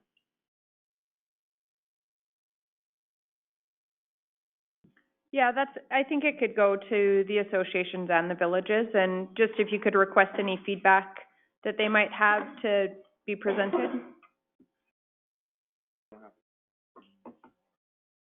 Absolutely.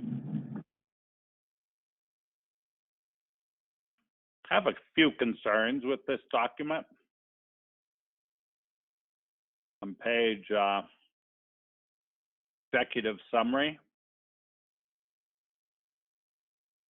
says that we have several CN rail lines. Oh, yeah. I don't think there's an inch of, well, there is. Lyalta has a tail end of a rail line. That's it. No other CN lines. We have CP line, main track running through, not mentioned. I'm just going to go through my comments. On page 25 of the document, it's a wee little number on the bottom. It makes reference to Wedemza. Just let me find it here.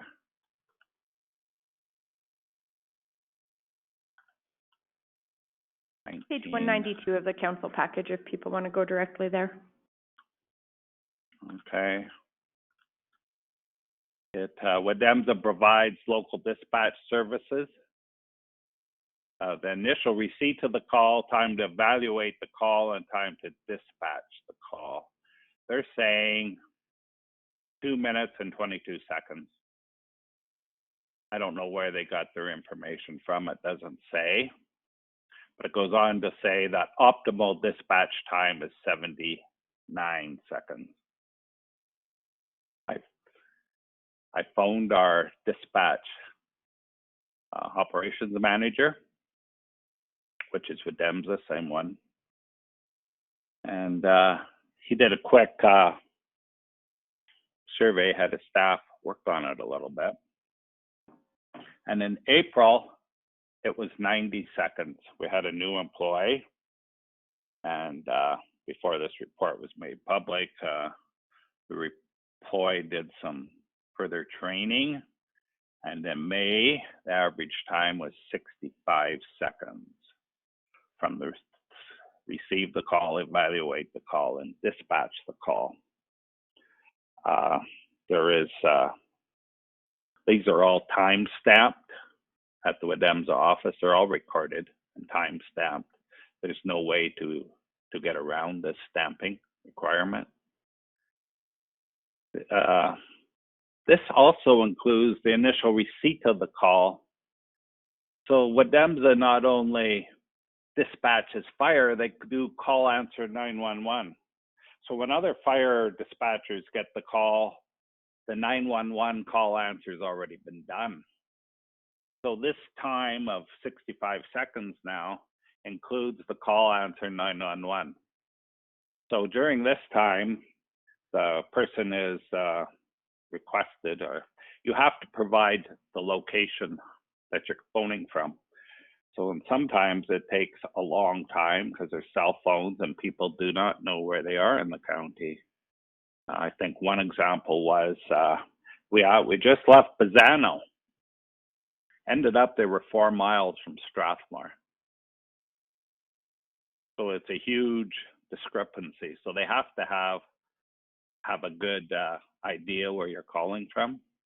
So when that's done, and then they initiate the call. So another discrepancy is dispatch. You get toned out, and that's the length of time. That's the time to dispatch, and you get a call out. You hear them tones on the fire radio. Dispatch also does a texting method. Name escapes me right now, but firefighters will receive a text, and it directs them to the fire also. If they're using this texting method, thanks to our service in the county and some of our areas, some of our firefighters do not ever get the text. Some get it a day or two later. And for the most part, most of them get it fairly soon after the tones. And there's one other discrepancy too, or one other thing that could add to call volumes is when AHS is involved, and it says in here someplace, now I just forget. Oh, AHS, page 31. They blame it. When AHS gets involved, we have call answer 911, and you get asked, is it fire, medical, or police? If you say medical, they switch you over to AHS, and AHS takes the call. So if it's determined at AHS that first responders would be we'll take Hazar, and they should have a first responder called, then when AHS gets that, they will supposed to contact Strathmore again and dispatch first responders. And sometimes we do not get that call until after the ambulance has left the house. Sometimes it's 10 minutes, that's faster, and very rarely it's within a few minutes.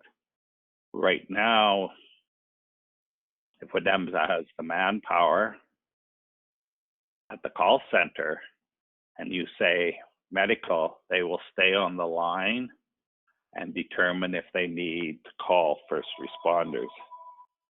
But sometimes they get called off and they can't follow through. So all those are misleading, and it's misleading that AHS on page, I think 31, I have marked down here, that they blame that discrepancy on cell phones. It's nothing to do with cell phones. It's their procedures, and it's been a pain to us ever since we lost our dispatch. So I just wanted to make that clear. That is not the case. And I have some other concerns too. I've learned recently that Strathmore and town of Strathmore called out to every call. And sometimes our units are called into the town of Strathmore, and it's just a building alarm. We're responding with a lot of union units, and I don't know why. I would like to have an answer for that, or different. I don't mind the mutual aid, but an automatic call out, I wasn't aware that was still going on. And they also make, I don't know, comments about our radio system, and we should be moving to the FRACs. We should be analyzing that. And then I get the distinct flavor that they're recommending the FRACs. Before anything is done with our radio system, I think we should have a good conversation with DEMSA. Our ambulance crews have the FRACs radios, and they also are familiar with the county radios. And ask them how happy they are with the FRACs and how happy they are with the county. They use them both, and I think it would be beneficial for us to ask the people that actually work with this stuff. And for now, that's the comments I have.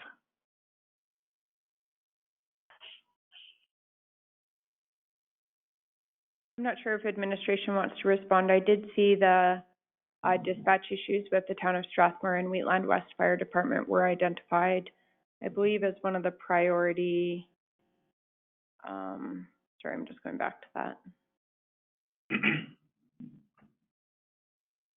I believe we certainly have discussed that as a council previously, and I know there was some understanding that that was going to be discontinued. Where did I see that?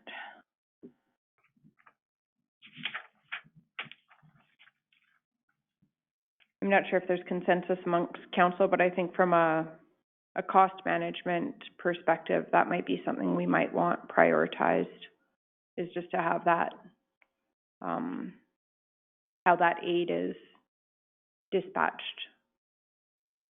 clarified. Hi, Madam Reeve and Council, it's Mike Borgon here. Basically, we are aware of the issue right now. Deputy Jukes and I, we've been communicating with DEMSA on this.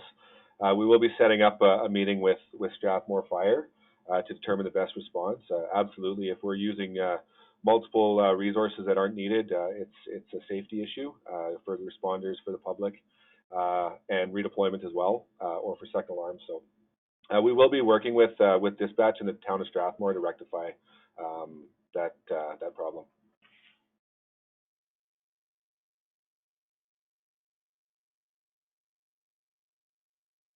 There's one more thing too. When I was reading through this document in a few places, I believe we call it the fire committee. We haven't got it up and running yet, but I think for the most part, it's ready to go. We were waiting to hire our new fire chief, which I'm glad to hear we have some.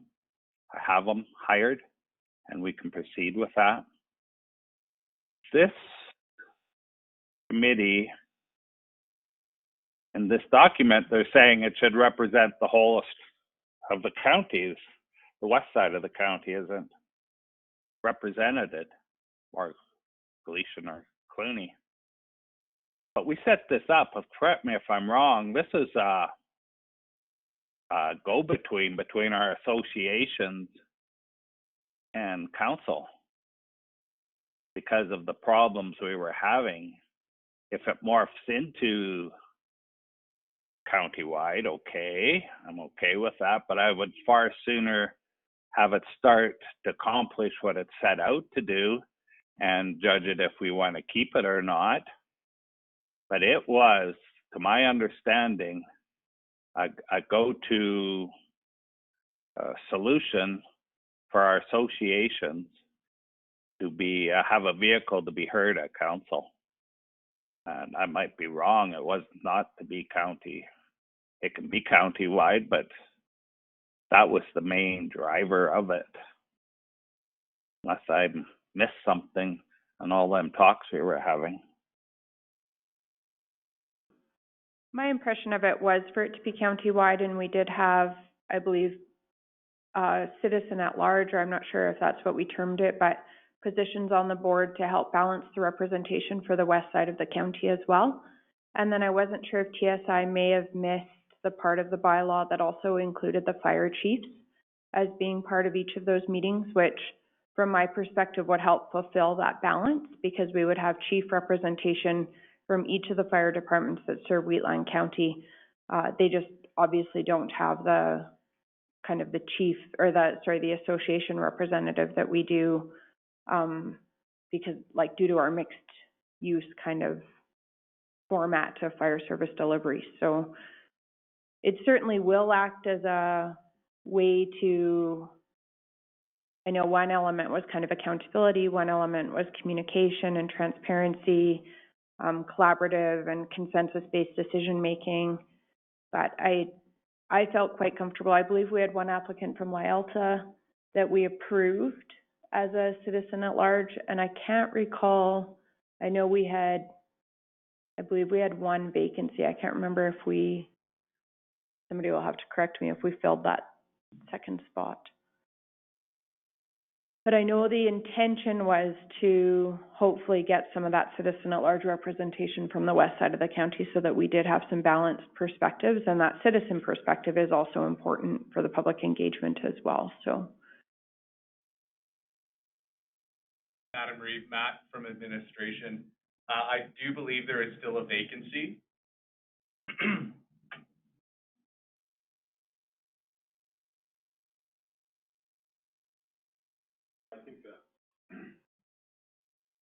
think we also, I know we decided about who sits on the council, but, however, I don't think I was there, actually. But that was also part of, to diversify those that sit on there. It didn't just have to be the councillors that had associations in their divisions. Absolutely. It could have been Donna or Tom or Scott. Yeah. Could be anybody. I'm more than happy to sit on it, but it was just to get a bit more of a diverse board. I think the point is well made from Councillor Kester that I know personally I would really like to see that be made a priority to get that board established and functioning and hold a meeting as soon as possible, just so we can facilitate those communications and get off on the right foot with our new administration. And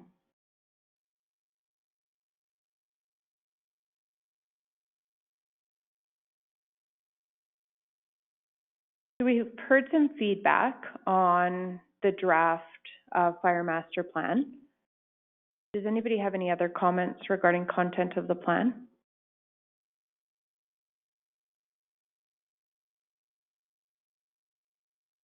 I like some of the goals outlined in it. 5 to 10 years away. One in particular.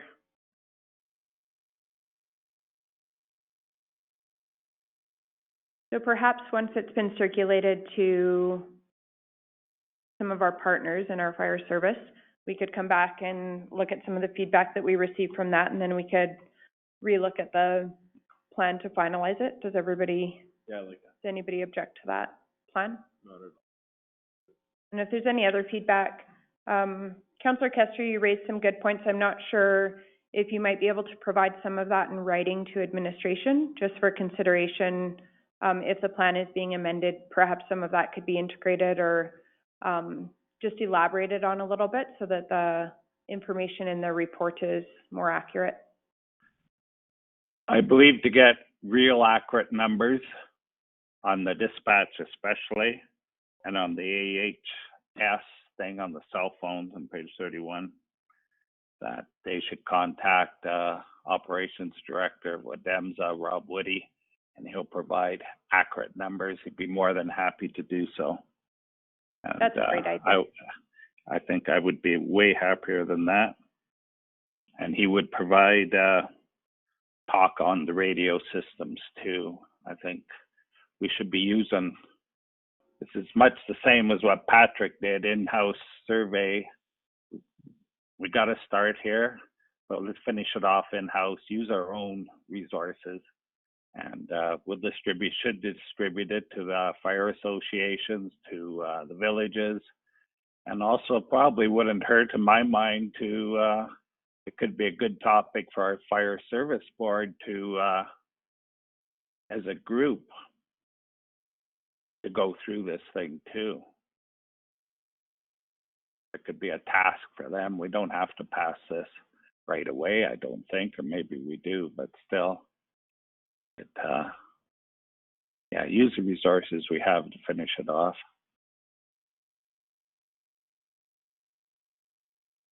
I think that's a great idea. Anybody object?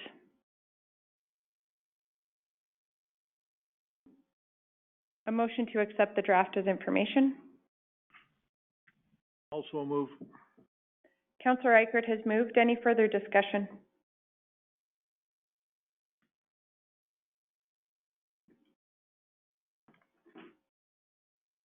Is any councillor opposed?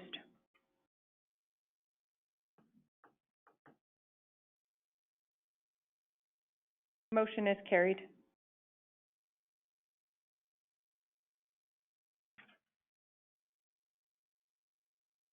We'll move to correspondence and information items. The term started with this, and it's gonna. We have a thank you letter from the Strathmore Handybus Association. We have a letter from Alberta Transportation regarding Range Road 205. We have correspondence from Golden Hill School Division regarding Hussar School. Maybe council correct me, I thought way prior to dealing with Gleason that we had put a motion on the floor to accept Hussar. I don't know, I meant to check in with administration, but I thought you might remember. Yeah. Because the correspondence is saying they have not received, we can get to that. Yeah. And Alberta Municipal Affairs correspondence regarding the gas tax. Mm-hmm. Madam Reeve, Matt here. Can you hear me? Yes. Okay. So the Golden Hills School Division correspondence, in talking with Golden Hills, I spoke with their chief financial officer. They had indicated that this was an oversight and they never looked at the Hussar parcel. So I took that at face value.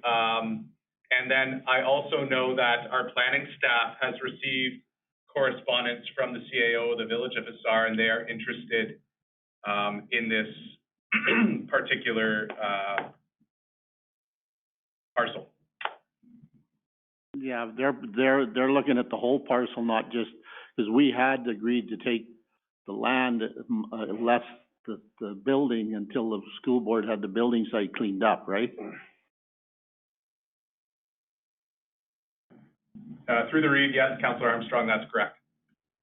So now the town wants everything. Yes, that's correct.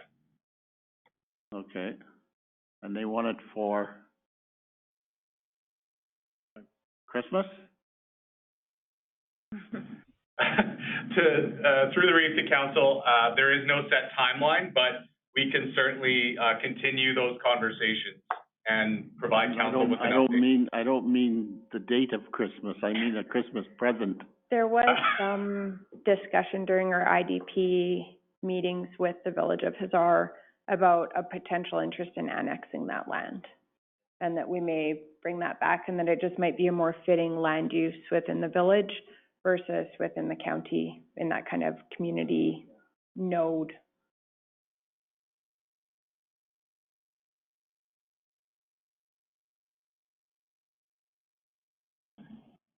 Yes, Madam Reeve, that's correct. So we can continue those conversations and provide council with an update.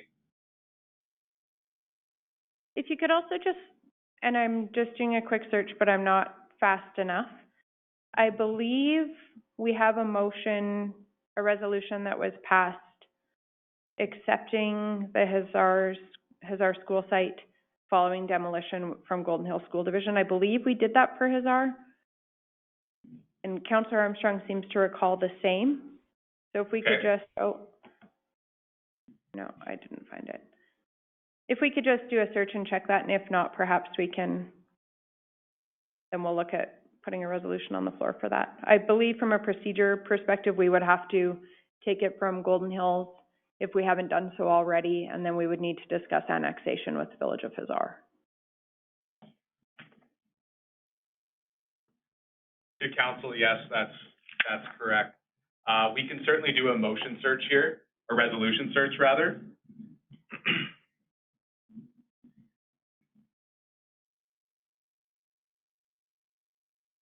Maybe we could just get a little bit more information and then bring this back, if council's all right with that. Yeah, I think we just need clarity on what the process is now, and whether they've got all the clearances in place, because as a municipality, we don't need that land. It makes more sense that if Hazar take it over, but we want to make sure that it'll, because there may have been some environmental issue with it, I don't know.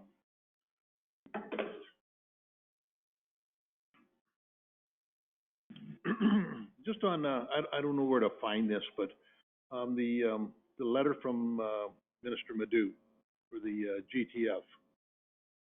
Do we know what 2019 GTF was? I could pull it up. I don't remember offhand. 2019, it was doubled. Anybody remember? I can't remember. For what? The gas tax fund funnels through the province. I think it comes federally through the province to the municipalities, right? Yes. I believe 2019 federally they doubled the gas. I'd have to check my notes. I mean, it will be in our financial statements too. We could pull it up. I dig up in my financial statements, I should be able to find the GTF. Thank you.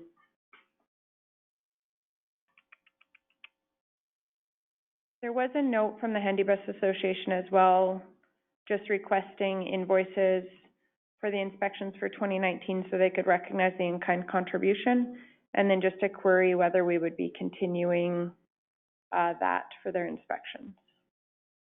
I think the county, I think, typically has done that.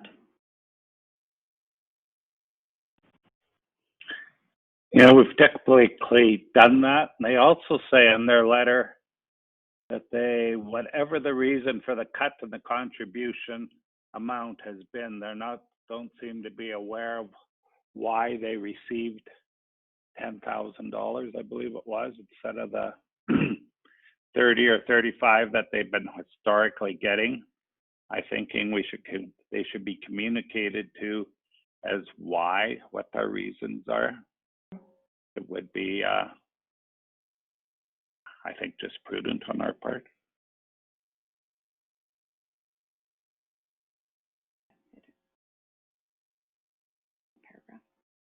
That's a good idea. I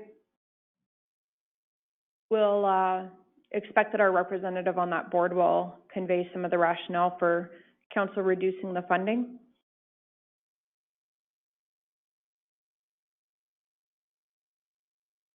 As far as the inspections go, I guess I would ask staff to say is a burden to do those especially now with our reduced operating hours and things like that, is it going to be a burden for us to process these vehicles through our facility? Let them go out in the open market. Who would answer that? Well, the answer to the process, it's always, it's a job. It takes some time to do it, so Yeah, I yeah, know, it's but a, with what, we've been reduced hours in this year, and to me, it's one of those things is you're almost competing against private industry that does this for a living, so. but the way I look at it, if we've dropped some of our contribution to the FCSS, I don't have a problem with that. But when you consider what it costs us to look at those vehicles, twice a year and, license them for 'em and carry the responsibility of that license form, that's a pretty hefty, bill too. They need to, I think they need to understand that that's part of the contribution. It isn't just a cash contribution. No, it's, I mean, I ran buses for years. I know the maintenance costs on them. I know what it costs to get third party, and what we actually send out from here is a greatly lowered cost than what it would cost them to go to the open market. Yeah, I don't think they wanna go to the open market. They're acknowledging But I that they just wanna make sure that we're not recognize burdening our the staff contribution. with, Yeah, it's a good question.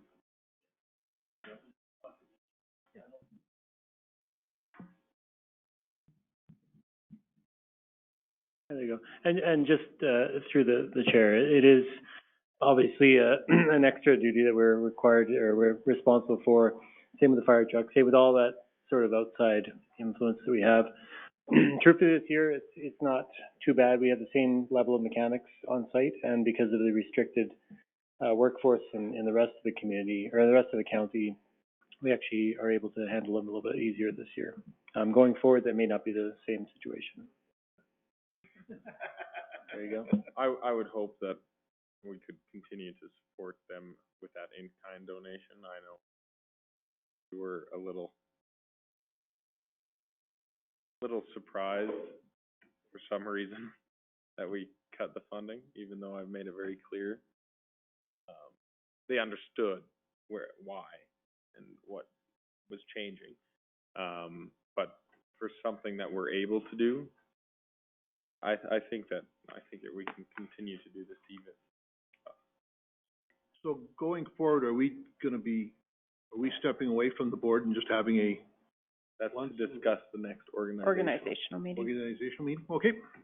You had an opportunity to convey the rationale for the reduction in Over the funding. last 6 months. Just because the letter kind of conveys some, For the last 6 months, I can get somebody to confirm that if you'd like. It's not my fault. What I lay out doesn't. just said whatever your reason, so just wanted to confirm that they're aware of the rationale.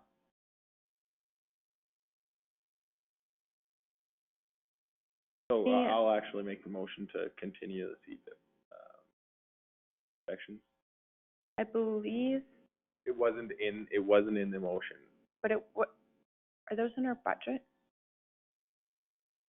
Are those in the budget? That's a line item. I believe I believe they are in the Yes. budget. I believe we approved the CVIP when we approved, because I believe I forget what line it's under. Not the 70,000 contingent, the donation.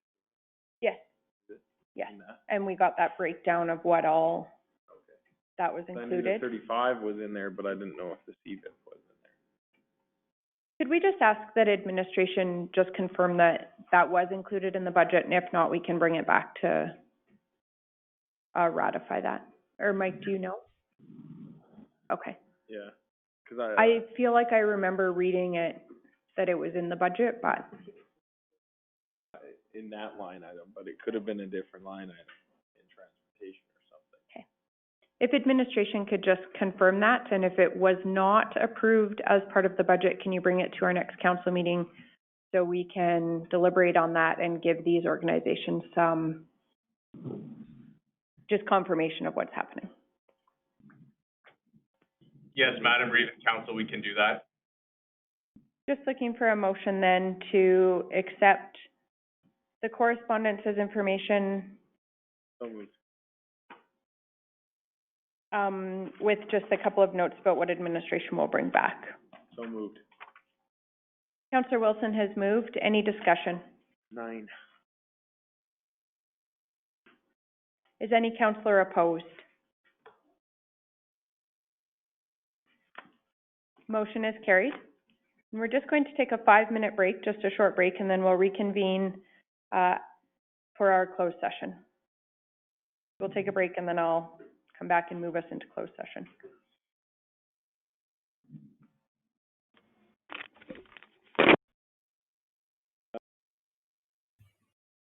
Good afternoon. We've moved out of closed session and we have 3 resolutions arising from our closed session. We'll start with the resolution regarding broadband.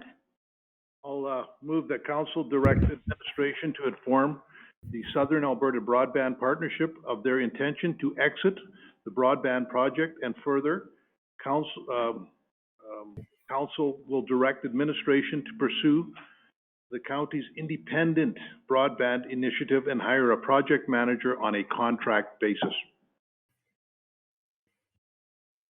Any council discussion? There's a motion on the floor.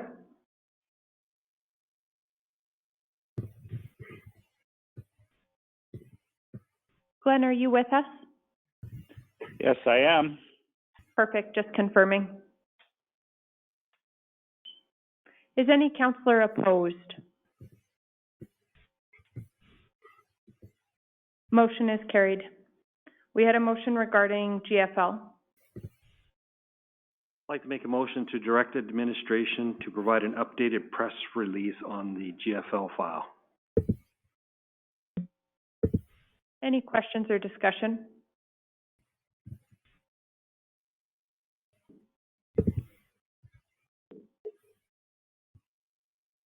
Is any councillor opposed?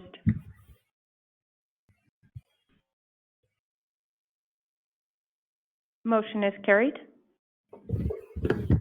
And a motion arising from a land matter? I'd like to make a motion for staff to come back to council with more information on the Speargrass Community Second Access. Any questions or discussion? Emergency access. You're amending your motion? Amending it to emergency access. Sorry, where was that at? Speargrass? Speargrass Community. Margaret, do you need the motion one more time? Just to clarify, Speargrass emergency access? That's correct. Thank you. Is there any questions or discussion? Is any councillor opposed? Motion is carried. And I will adjourn this meeting. My understanding is that you not... Oh, yes, Glenn? You received a letter from Rocky Ford. Are you going to deal with that, or what's your Yeah, plan? we were going to have it go through the FOIP process, and then we can include it in our next council package. Okay. I didn't have it in time to include in this council package. All of the main kind of key areas, I believe you brought up on behalf of the board and the managing partner, kind of the key highlights, but we will include it in correspondence. I've already spoken with the acting CAO. Okay.